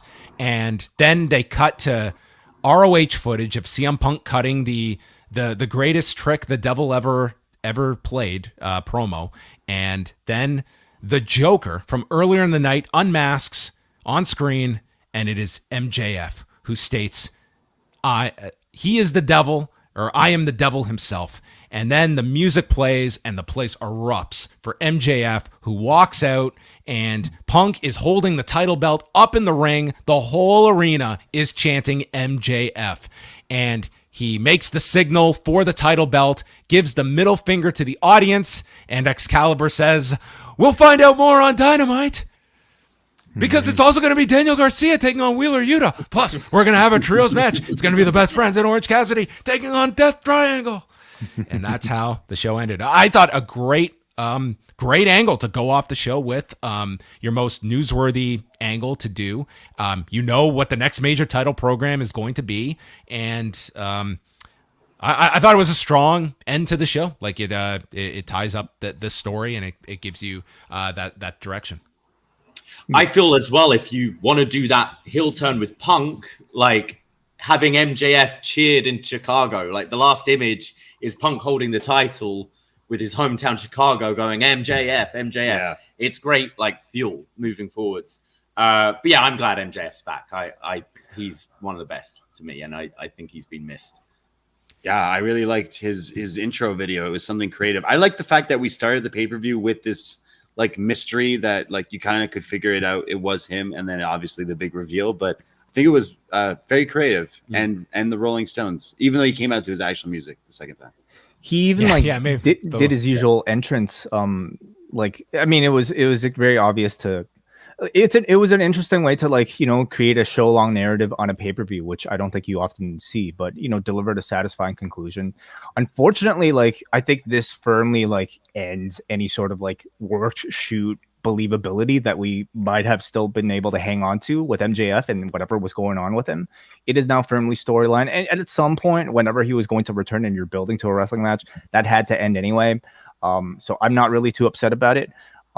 But there is though like the one big question, and I don't think like the principals are going to be like revealing this, is like the fact of, has he signed a real extension? Like in the storyline, he's signed nothing, but in actuality, if he is not, like, are you going to push this guy as one of your main heels or baby faces in this title picture, and potentially like he leaves in a year?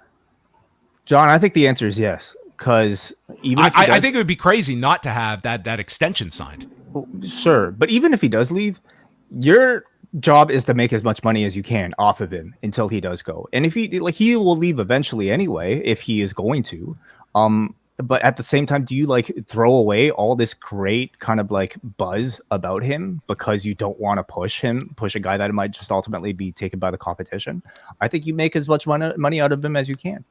I think it's fighting that perception, though, that I think is going to be more prevalent, that I think there's going to be a lot more talent that are much more in line in terms of like WWE will be recruiting them that a year ago they might not have been as open to, and he's a top one. Like, do you want to have that, you know, do you want to make it a trend of, you know, main event talent that are leaving your company and going to WWE, who ultimately can, they're going to have a ton of money at their disposal for all of these people. I mean, it's great for an MJF. He is in a fantastic position.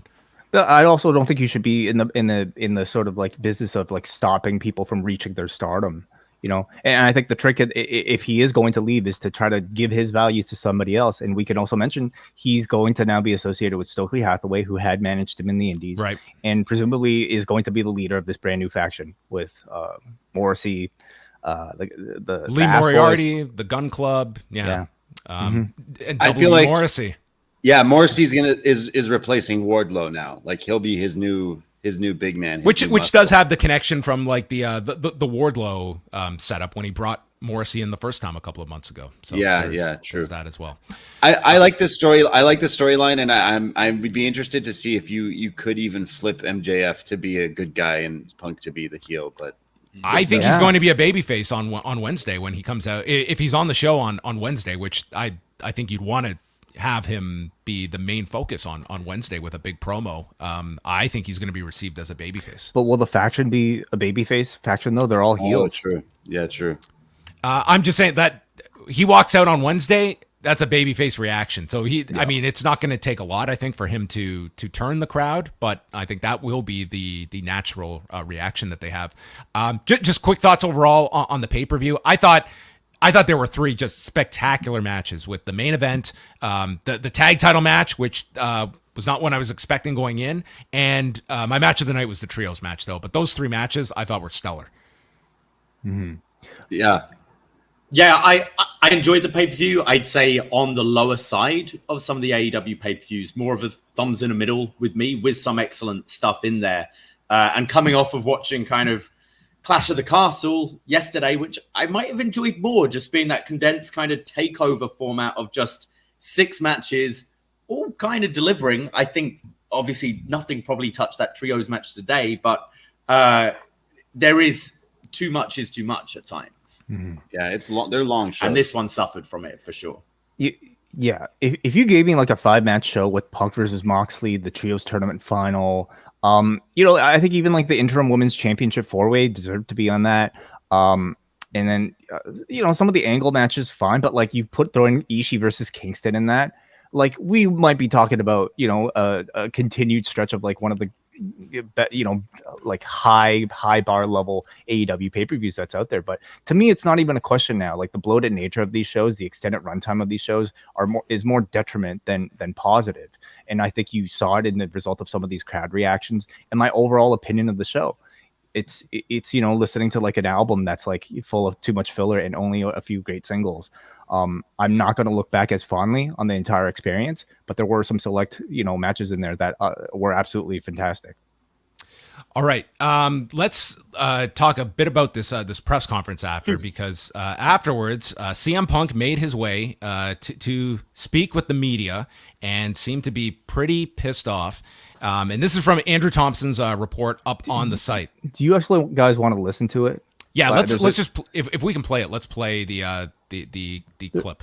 Just a 2-minute 20 clip here, and then we'll get our reactions to it right here.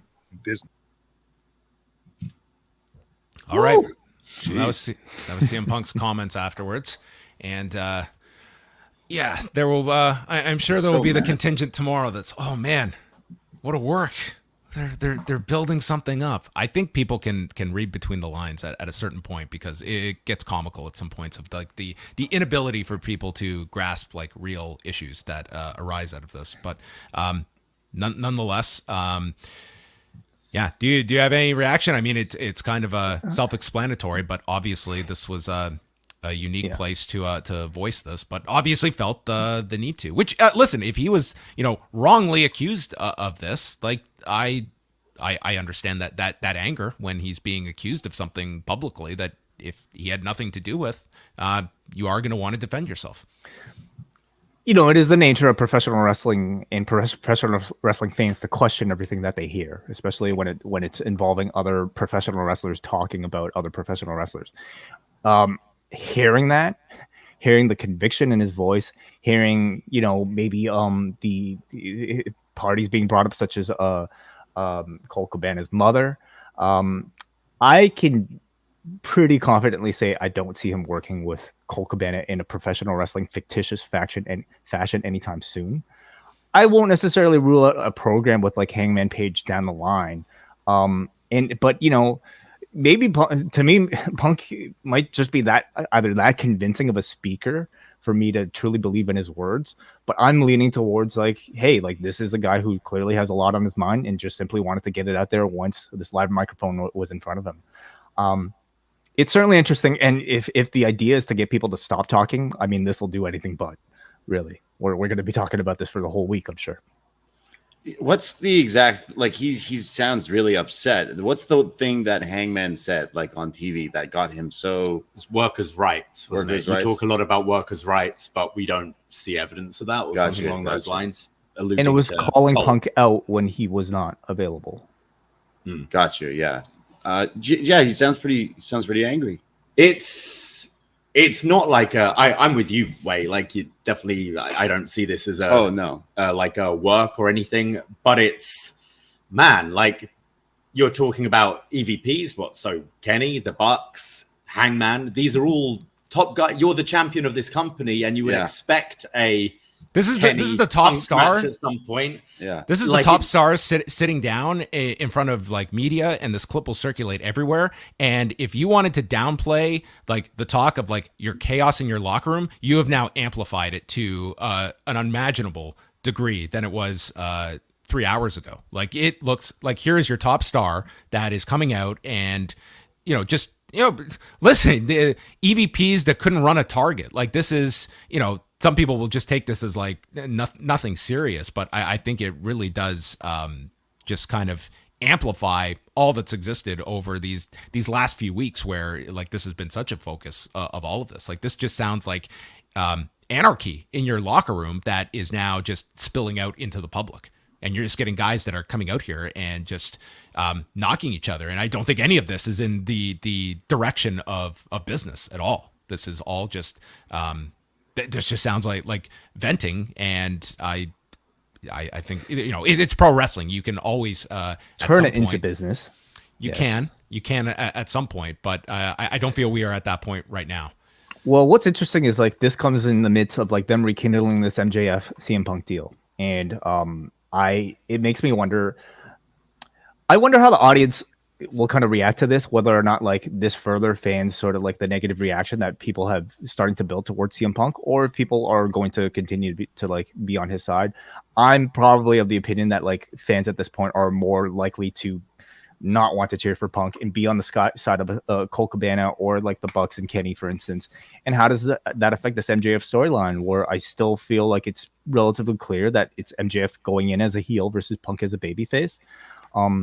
There's no doubt to be like it'll get brought up in some sort of fashion, whether in a cast or rap or just even something like that. But how far along do they go with it to really kind of, embed it into whatever narrative that they already had planned? Yeah, I would just say like this is like you are always going to have like issues among talents, especially when some are higher on the pecking order than others. But when it is spilling out like to promos on television and to events like this, I just think like at a certain point like this, you do need to have that bad cop that is going to play that role in here, that is not going to be able to just let guys go out and cut these promos on each other that are leading nowhere. And you're calling out a guy to come answer a challenge that no one's expecting to come. And it just makes your babyface look silly in all of this. And this is not like a direction you're going in. So, there's we brought it up several times in all of this, because it's not like it's an isolated incident, that you have this structure of, we don't have writers and we leave the promos to, go out there, you do your bullet points or whatnot, but there's stuff that like it crosses a certain line for people. Well, what is that line? If you're a Hangman Page, like, yeah, you're trying to like really convey like a personal hatred for the guy. You're building to a match. Like that was the design of Hangman's promo. And that's like, where do you kind of define that line? Each performer is going to have a different one. Yeah, is it like sunny days kind of thing? You say something that can officially like piss someone off in so many different ways that you're just trying to sell a match. It is getting to that level, isn't it? Where like I could like like as tense as maybe what Sean and Brett were going through on live TV and behind the scenes. Like years from now, will we be talking about CM Punk and AEW in 2022 and what will come of this? It is very interesting and continues to be. It's just like you didn't hear about any of this stuff before Punk came in, and there's been a lot since Punk came in. Cody left, there's Eddie Kingston is very vocal, and I'm sure there's some working it with it as well, but he seems to not like Punk. Mox's promos obviously were more work, but like there does seem to be like shit going on, and now it's just blown up in front of us. It's wrestling's back, baby. Yeah. But I felt uncomfortable just watching that there. Yeah, just like, man, I like AEW, and I feel like I'm becoming a WWE guy again after this weekend. Stop it! Stop talking like that. No, I want to know what the question was that prompted that answer. I'll be listening to that whole press conference right after this, believe me. Yeah. But again, like for better or worse, all these things now. Look, they just paid off this whole MJF thing that like was, I think, of a similar, vibe. Like, yeah, at least we're to believe, that MJF was very unhappy with what was going on within the company. And they turned it into a story. I don't doubt that, the wheels are spinning in Tony Khan to think about how he can make money off of this, and maybe he should. So, we'll see how AEW handles it. This is one of those things that like makes professional wrestling so incredibly weird and so incredibly unique. You could take real life elements and somehow turn it into art, or vice versa.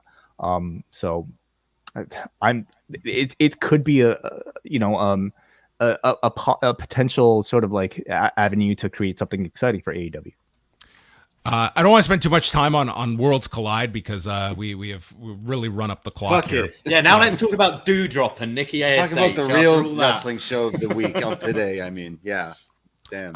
Well, let's just quickly go over the results here. Carmelo Hayes retained the North American Championship, defeating Ricochet in 15 minutes and 58 seconds. I thought personally, guys, this and the main event were my two like matches of the show. If I had to designate one, I'd probably go with the main event, but this was a close number two. I thought these two guys worked really well together. Carmelo Hayes is main roster ready now. And I think him and Trick Williams, it's a great duo that they have here. And this was, Ricochet getting to do like it. I wouldn't say like his, PWG level style of match, but certainly much beyond what we're used to seeing him do on the main roster. And it seemed like he was out there without any handcuffs on, and the audience really got into this opener. Yeah, they had some great chemistry going back and forth with like tons of kip ups and a whole lot of stuff. The double springboard collide. Yeah, was pretty awesome. There was a lot of cool stuff in this match, and Ricochet, like, hey, what else is he doing? Why not come down here and have a sweet little match with Carmelo? And I agree, John. Like, if you listen to us on Up Next every week chatting, like Carmelo Hayes is the guy there for me. I think he's one of the best talkers. If you saw NXT this week preparing for this match, when Ricochet like showed up and went into the ring and got a microphone, Carmelo and Trick like instantly buried him. Like, oh no, he's got a mic, but does he know how to use it? And I was like, dude, you just murdered him before the match, but it was great. And Carmelo Hayes should lose this title because he should be having matches on SmackDown or Raw, because I think this guy can talk circles around most wrestlers right now. I love the whole jersey gimmick he's doing as well, where he's like hanging up the shirts of everyone he's beaten during this title reign. All the Deaded Man's t-shirts, and then at the end afterwards, the shirt drops down with Ricochet's name. I would say if you're someone who's kind of given up with NXT since the whole 2.0 takeover thing a year ago, this match was great. Like, this was takeover level to me. Like, you could have put it on one of those cards, and to check out Carmelo Hayes if you haven't seen him, because this was great, and I definitely see the money being in Hayes versus Braun kind of title for title down the line, because these seem like the two biggest stars in 2.0 right now. I love this match. We went to the most haunted place in Orlando, Florida, that being the parking lot at the Performance Center, where Roderick Strong was the latest victim, and he was unconscious. And they said that he was taken away in an ambulance. He's stable, but unconscious. So this was quite the attack, which I guess we're led to believe who the perpetrator was. And that would reveal itself in the tag title unification match with the Creeds, Josh Briggs and Brooks Jensen, Pretty Deadly, and Mark Coffey and Wolfgang. So we had 8 people. All 4 teams had someone in their corner as well. So we had a lot of bodies out here. And it was also elimination style, which sometimes like it kind of forces them to have to do these like quick eliminations. So the first one was Mark Coffey pinning Jensen at the 444 mark. Then you had Brutus coming off the top of the cannonball and Julius pinning Wolfgang. So it's down to the Creeds and Pretty Deadly. And it culminates with Damon Kemp getting into the ring as there's a chair, and he takes the chair away, and he's behind Julius, and he stabs him in the back. He was the Brutus to Julius, and just turns on him, and it leads to Elton Prince, who is all surprised, and Kemp rolls the ref into the ring to count 3. Pretty Deadly are the unified tag champions, and I guess we're led to believe that Damon Kemp took out Roderick Strong.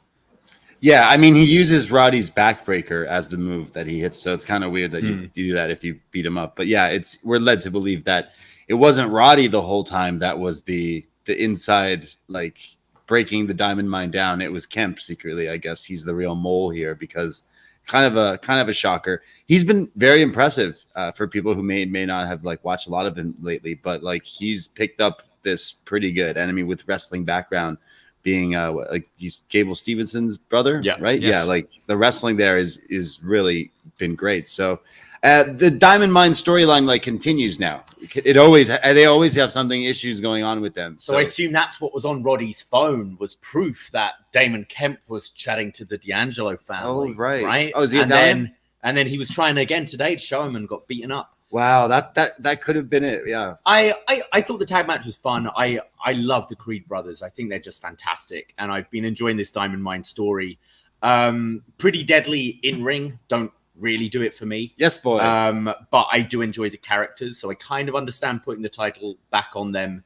And to somewhat give NXT UK a win here as well, even though they've been NXT proper for a few months now. But I feel as just a single, like a one-on-one tag match would have been better. I don't think you really needed like Briggs and Jensen there, even though they were the champs. Yeah.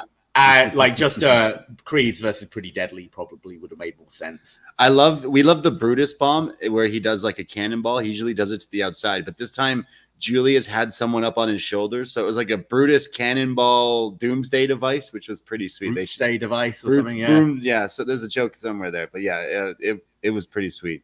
I'm kind of like the story of Diamond Mine now. I guess being in the chase, I guess would be the next thing. They got to win the titles back, but they've been super impressive. Women's match, Mandy Rose, maybe surprising to some, unifying the women's and UK women's championship, 13 minutes and 18 seconds with Meiko Satomura and Blair Davenport. I thought Satomura and Davenport were the strength of this match. Mandy Rose didn't like drag it down, but I don't think she added anything either. It ended with Satomura breaking up a cover with the Scorpio Rising after having Davenport beat. And then Rose comes in with the Kiss by the Rose onto Satomura, and with Davenport out from the Scorpio Rising, it's Rose that steals the pin and retains the title. So they obviously want to stick with Mandy Rose in this lengthy title reign as well. And they have announced that Meiko Satomura will be on NXT this Tuesday to take on Roxanne Perez. So she will be at least around this week. But I thought, in particular, the points where Satomura and Davenport were the focus, I thought it was good. Yeah, I mean, we've been wanting to see Satomura come over to NXT for a while. I know there was talks like, do the Sasha match a while back, but we got Mandy Rose instead. So yeah, Blair was clearly added in here to not let Miko like get pinned by Mandy, obviously, but I'd say the highlights were definitely when those two tangled up. And Satomura's finisher is nuts. That like spinning kick to the head thing looks awesome. I thought this over delivered for me, actually. Obviously Satomura is fantastic, but I thought Davenport looked really good here as well. And Mandy definitely the weaker link, but somewhat held her own. I thought there was some cool near falls towards the end, and that step up axe kick to that's break what up it the is. pin That's from what it is, Satomura looked awesome. I would hope maybe this is them like Satomura moving up soon, but we do need someone to take this title off Mandy at some point. Yeah, now it's we're been still a bit too long. Yeah, now. we're kind of the women's division now has just been Mandy for a long time. So this kind of continues. I believe Roxanne, I guess, will be the one to eventually take it from her, but not anytime soon. But yeah, let the dream matches kind of go in with Meiko. Like, let her kind of wrestle a lot of other people. I think we would get some pretty impressive stuff, especially while she's here on this run. But rest in peace, the women's UK title. That's right. Pour one out. Wesley issued a challenge to JD McDonough for Tuesday, and then Katana Chance and Kaden Carter retaining the women's tag titles against Nikki Ash and Doudrop. That ended when Toxic Attraction's theme played, and JC Jane and Gigi Dolan come down. Nikki goes after them, and then Carter and Chance capitalize, hitting their finisher to Doudrop as Nikki is dealing with the Toxic Attraction run-in, and she's too late to make the save. So I imagine that they're going to ramp up the issues between Nikki and Doudrop, and this finish is, Doudrop being left on her own here by Nikki. 10 minutes, 20 seconds. I didn't think there was anything special about this one, and it was more so that, your distraction ending, but continuing Nikki and Doudrop on the main roster, probably breaking up, hopefully getting rebrands, and Chance and Carter keep the tag titles. I mean, if you follow Chance and Carter, there was Casey and Carter. Caden and Casey was so much easier, but if you followed them, their gimmick is they like to rave and just have fun and go out. So you had Caden like twerking, and then when she got beat up, then Doudrop showed her, in fact, how to twerk, which was a highlight of this match. I didn't get too into this, but I kind of figured that Doudrop and Nikki were brought in to just help get like their name that are on the main roster. So why it would help get over. I didn't quite understand the Toxic Attraction run-in for Nikki and Doudrop, and I watch this show every week. I didn't really get that, and this was just flat for me. Definitely the weakest match on the show, and also the crowd needed to bring that energy that they had when Doudrop and Nikki came on Wednesday, because they reacted like The Rock had returned to WWE on Wednesday, and this week they were just like, oh yeah, it is just Doudrop and Nikki. Okay, we didn't even get Nikki in her old NXT gear, like the Psycho Nikki. Yeah, this was dull for me. Yeah. Well, we had the Dyad, everyone's favorite, and they met Grayson Waller, who commented on Rip Fowler's eye. And then Mackenzie Mitchell asked Grayson about gouging Apollo Cruz's eye on Tuesday, and he got this very somber speech about how his mother was disappointed in him, and he's sounding all depressed, and that his mother thinks they brought down the Waller family name before he tells his mother to kiss my ass. I don't need the family. I'm bringing the family name up. I think this guy's great. I just think he's a tremendous personality. Yeah, what's with people calling out mums today? Like Waller, then Punk, and people calling out moms. Yeah, damn, not a good day for moms. I'm not too big on this guy. I know someone recently, Apollo Crews in a promo like called him a bootleg Miz, and he's kind of that to me. However, he looks the part. He dresses really flashy, but yeah. Just NXT also has some weird stuff. Like you glazed over the I'm not glazing over anything, Braden. We're up against the time here, so let's not break down Grayson Waller. All right. Braun Breaker and Tyler Bate for the NXT and NXT UK Championship. I thought this match was great. They went 17 minutes and 11 seconds. Audience was chanting along. Tyler two belts at one point, and they were just comparing the two, and that the fact both lost their titles, but then won them back. And they also had a nice entrance for Tyler Bate in the back, walking through, and on the video wall, all the NXT UK champions that are bookended by Tyler Bate. And this was our swan song to the NXT UK title. We saw Breaker with a Frankensteiner early on, a few kind of Steiner-inspired moves, including a Steinerizer at one point. Bate bridged out from underneath into the Tyler Driver 97 for a big near fall, and then Breaker hit his military press power slam, but Bate got the foot on the rope, and it ends...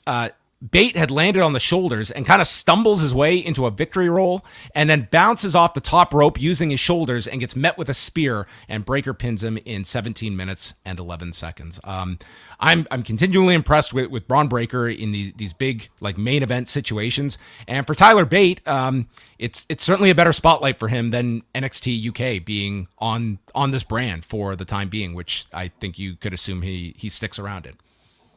Yeah, really solid match between these two. And considering Braun Breaker's first match was a year ago this month, it's crazy to see what he's capable of. And the dynamic of Bate being up against bigger opponents always works because it allows him to show off that crazy strength he has, lifting Braun up, doing the like aeroplane spin, all of that.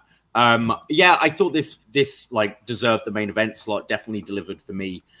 Be interesting to see where Bate goes next, because I really feel he's just been on ice for quite a while after having that really hot sort of UK tournament and the match in Chicago with Pete Dunne. And then the great tag matches with the UE. It's time to kind of have this guy back in the fold. It would be great to see him mess around with a lot of other names, even on the main roster, just like the wrestling. It's been a while since I've watched him wrestle, and it was good. But I do think Braun is definitely impressing. Like, this was one of his better matches. I think this was my match of the night on this show. And I thought that like you could put him on SmackDown or Raw really, really soon. Mm-hmm. You said he's been wrestling for a year. That's pretty incredible. But Tyler Bate staying on NXT for a while would also be pretty sweet. But it was an all right show, like probably one of the better ones. Like you said, the sandwich matches, the opening, and this really delivered, and everything in between really wasn't like bad or anything. So I really enjoyed it. And like maybe it was like 2.5 hours long in total. So it breezed really by. It did the old TakeOver 5-match card thing. So the length was good, and I'd recommend those two matches. I would say if you're going to check out anything, those would be the two to check out as well. So there you have it. Kind of the elimination of the NXT UK titles, and then we'll see whatever happens with NXT Europe and if they're going to need titles. So pour one out. There you have it. Hansi has been waiting patiently on the line. So, Hansi, we're going to go to you, and then we'll do a couple pieces of feedback before we get on out of here. So, Hansi, the floor is yours. Let's be concise. I will for sure. Happy birthday to David Portman, by the way. My top matches were probably the Kingston Ishii, the trios match, the tag title match, the women's match, and then the main event. In that, I liked all the character work that they're doing in certain matches. Like in the trios match, they had Hangman and Dark Order playing the heels on some level, and then you had Omega and the Bucks playing heels. I thought that was a cool dynamic of them switching back and forth.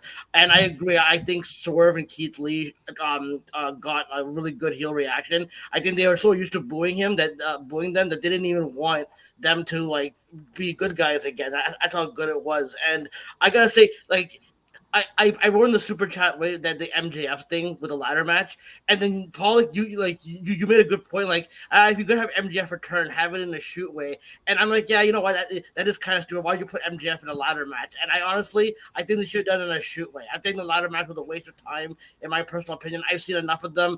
There's never really any new innovating spots that I really, get a rise out of me. So I thought you could have done another way. And I'll leave with this. I thought the main event was really good. I'll ask you guys this before I leave. Do you guys think that like now MJF is going to be associated with Stokely and all these guys, or do you think that like it was just a one night payoff type of deal? Because I really had this theory that like the Pinnacle is actually FDR has really been working undercover, and this has all been a plan to fuck up Punk. I don't know if they'll go that route, but if they're going with Stokely and these guys, like I'm not really into the stable right now. I don't know anything about it, but it just seemed like they're doing a diamond mine of their own. And I'll leave you guys with that. And amazing review, by the way. And I apologize, and I'll let you guys get on your night. Peace out.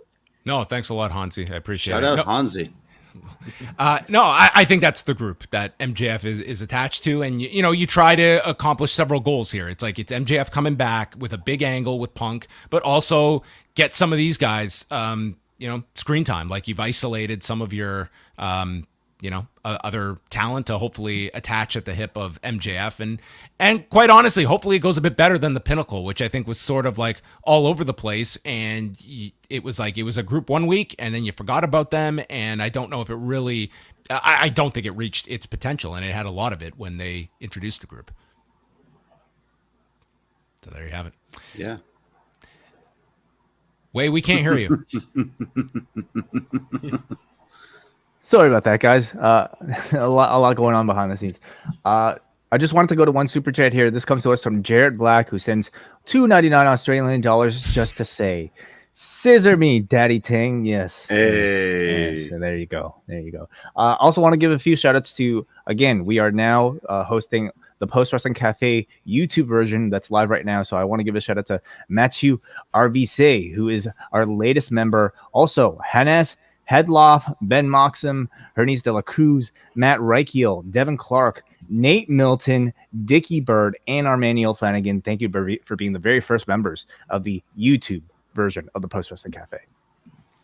All right. We have a few pieces of feedback that we will go through here before we call it a night over at forum.postwrestling.com. Mark writes in, opening angle and show closing angle were perfect bookends to the show, made the show feel much more memorable than without it. A great main event really saved what felt like a very middle of the road show. Punk and Moxley had the crowd for the entire time. Other than that, I'm a big AEW apologist, but this match just had way too much stuff. This card had too much stuffed onto the card. One trios match too many. I'm looking at you, Jay Lethal. But love the Acclaimed Swerve Lee match. Never been too high on the Acclaim, but they won me over tonight. Braden and Davey, if you guys could see this, why don't we each just read one piece of feedback? All right, how about that? We got a Brandon from Oshawa up next who says, I saw so many people after the tag title match say that Toni should have called an audible and put the titles on the Acclaimed. The following AEW Women's title match was the perfect reason why you shouldn't make an audible like that, because Jamie Hayter was getting a similar reaction. You can never predict how over somebody will be on any given night. Now that we saw what kind of reactions the Acclaimed and Jamie can get, I hope they build to those eventual title wins. Yeah, I wouldn't put those in the same category tonight. I mean, they were into Jamie Hayter. It was, and I wasn't even one that like I feel that you had to like change something on the spot. But the Acclaim to me were at a different level than almost anyone on the show. Not everybody, but close to it. We go to her niece from New York City. As with every AEW pay-per-view, too long, but man, the ending was perfect. Shivani had a rough start on commentary, calling Taz Excalibur at least 4 times. No DQ when they pulled Athena out of the ring, and now 37-0. How long do you go? Is there anyone that comes to mind that would make sense to beat Jade? We kind of talked about that. JR adding £60 to Keith Lee, £400. That tag match had the Acclaimed so damned hot that I was hoping an audible was called for switching the titles. Lastly, Ruby took a beating today, dumped on her head, then the ending with the broken nose. Hope she recovers quickly. Yeah, it was a rough night for Ruby Soho, unfortunately. We go to Manny from Pacoma, says, after seeing the full card for All Out, the interim four-way world title match was the only thing I was looking forward to. Wasn't a fan of this show. The tag titles, trio match, and four-way were the only matches I liked on the card, with the tag match being the match of the night. I was really rooting for Jamie to win, but Toni makes a great champion. The mystery surrounding the Devil kept me around, and I'm glad to see MJF is back. Are we getting the title match at Grand Slam? I think that might be it. I mean, if Ospreay Kenny is not the big match now there, I think that would be a pretty big one. And it's more hometown territory for MJF. In New York. Yeah, definitely. It'd be pretty sweet. I wonder. Yeah. It's one that I wonder if it has enough legs to like drag over to the next pay-per-view. Which is also in it's New Jersey, so I mean it's still MJF territory. Mm-hmm. Long Island. Yeah. Two more super chats here last minute from Brandon from New Jersey, who sends $2 to say there's only one Elliot and hockey season is near. Yeah. Okay. That being Elliot Friedman. That's right. The Friedge. And then lastly, John Cino, $2, who says thanks for all your dedication and hard work. Well, thank you, Cino. No, he said work, not hard work. Oh, sorry. Just work. Yes. Easy work. Let's clarify. All right. Thanks to everybody for tuning in live, and to Braden and Davey for joining us. And guys, I know people after 2 hours, 11 minutes, and 56 seconds are thinking, man, where can I hear more of these guys? Well, guys, where can they go?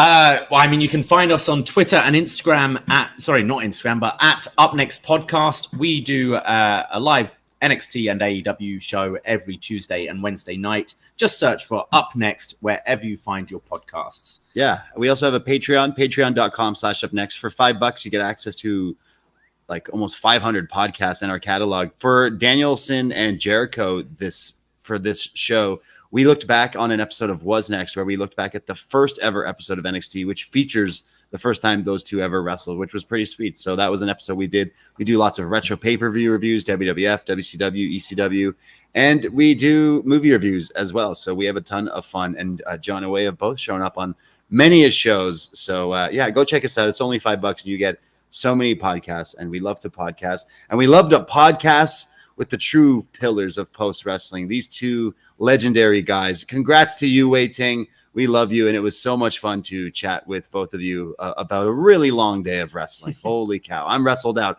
but I think we're all going to go listen to Punk. All right. Wei and I are going to be back on Monday night with Rewind to Raw. We'll have the whole schedule up tomorrow on the site, but we will also be returning with Rewind Away on Tuesday, as we are going to go back and chat Royal Rumble Raw from February of 1997 at the Sky Dome, where 25,000 people came to see the no-holds-barred epic with Farouk and Mankind teaming up together against the two guys that they faced. I can't even remember. But we're going to be chatting about that on Tuesday, so look out for that. Royal Rumble Raw. It's only a 2-hour show. I don't know what we're going to talk about. Jeez. Yeah, I will say... Oh, sorry.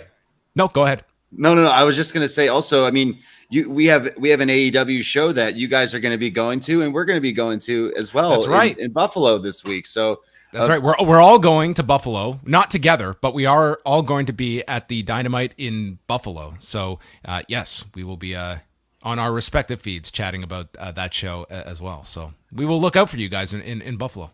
We'll be second row, so we're trying to figure out some signs to get on Botchamania. So give me your hot video game takes that I need to put on a sign. But we're super excited. And then for Toronto, if anyone in our area is going to AEW and they come to Toronto at the Coca-Cola Coliseum, we have some fun parties planned, including a Dynamite after party at Sneaky D's in Toronto on the Wednesday night. So if anyone out there is looking, and it'll be free, you just got to come hang out and have some drinks at Sneaks, get some nachos and stuff. But yeah, we're looking for having some fun with AEW shows coming to our neck of the woods. All right, that's going to wrap it up. Thanks to everybody for joining us for this review of All Out and Worlds Collide, and that is going to wrap it up.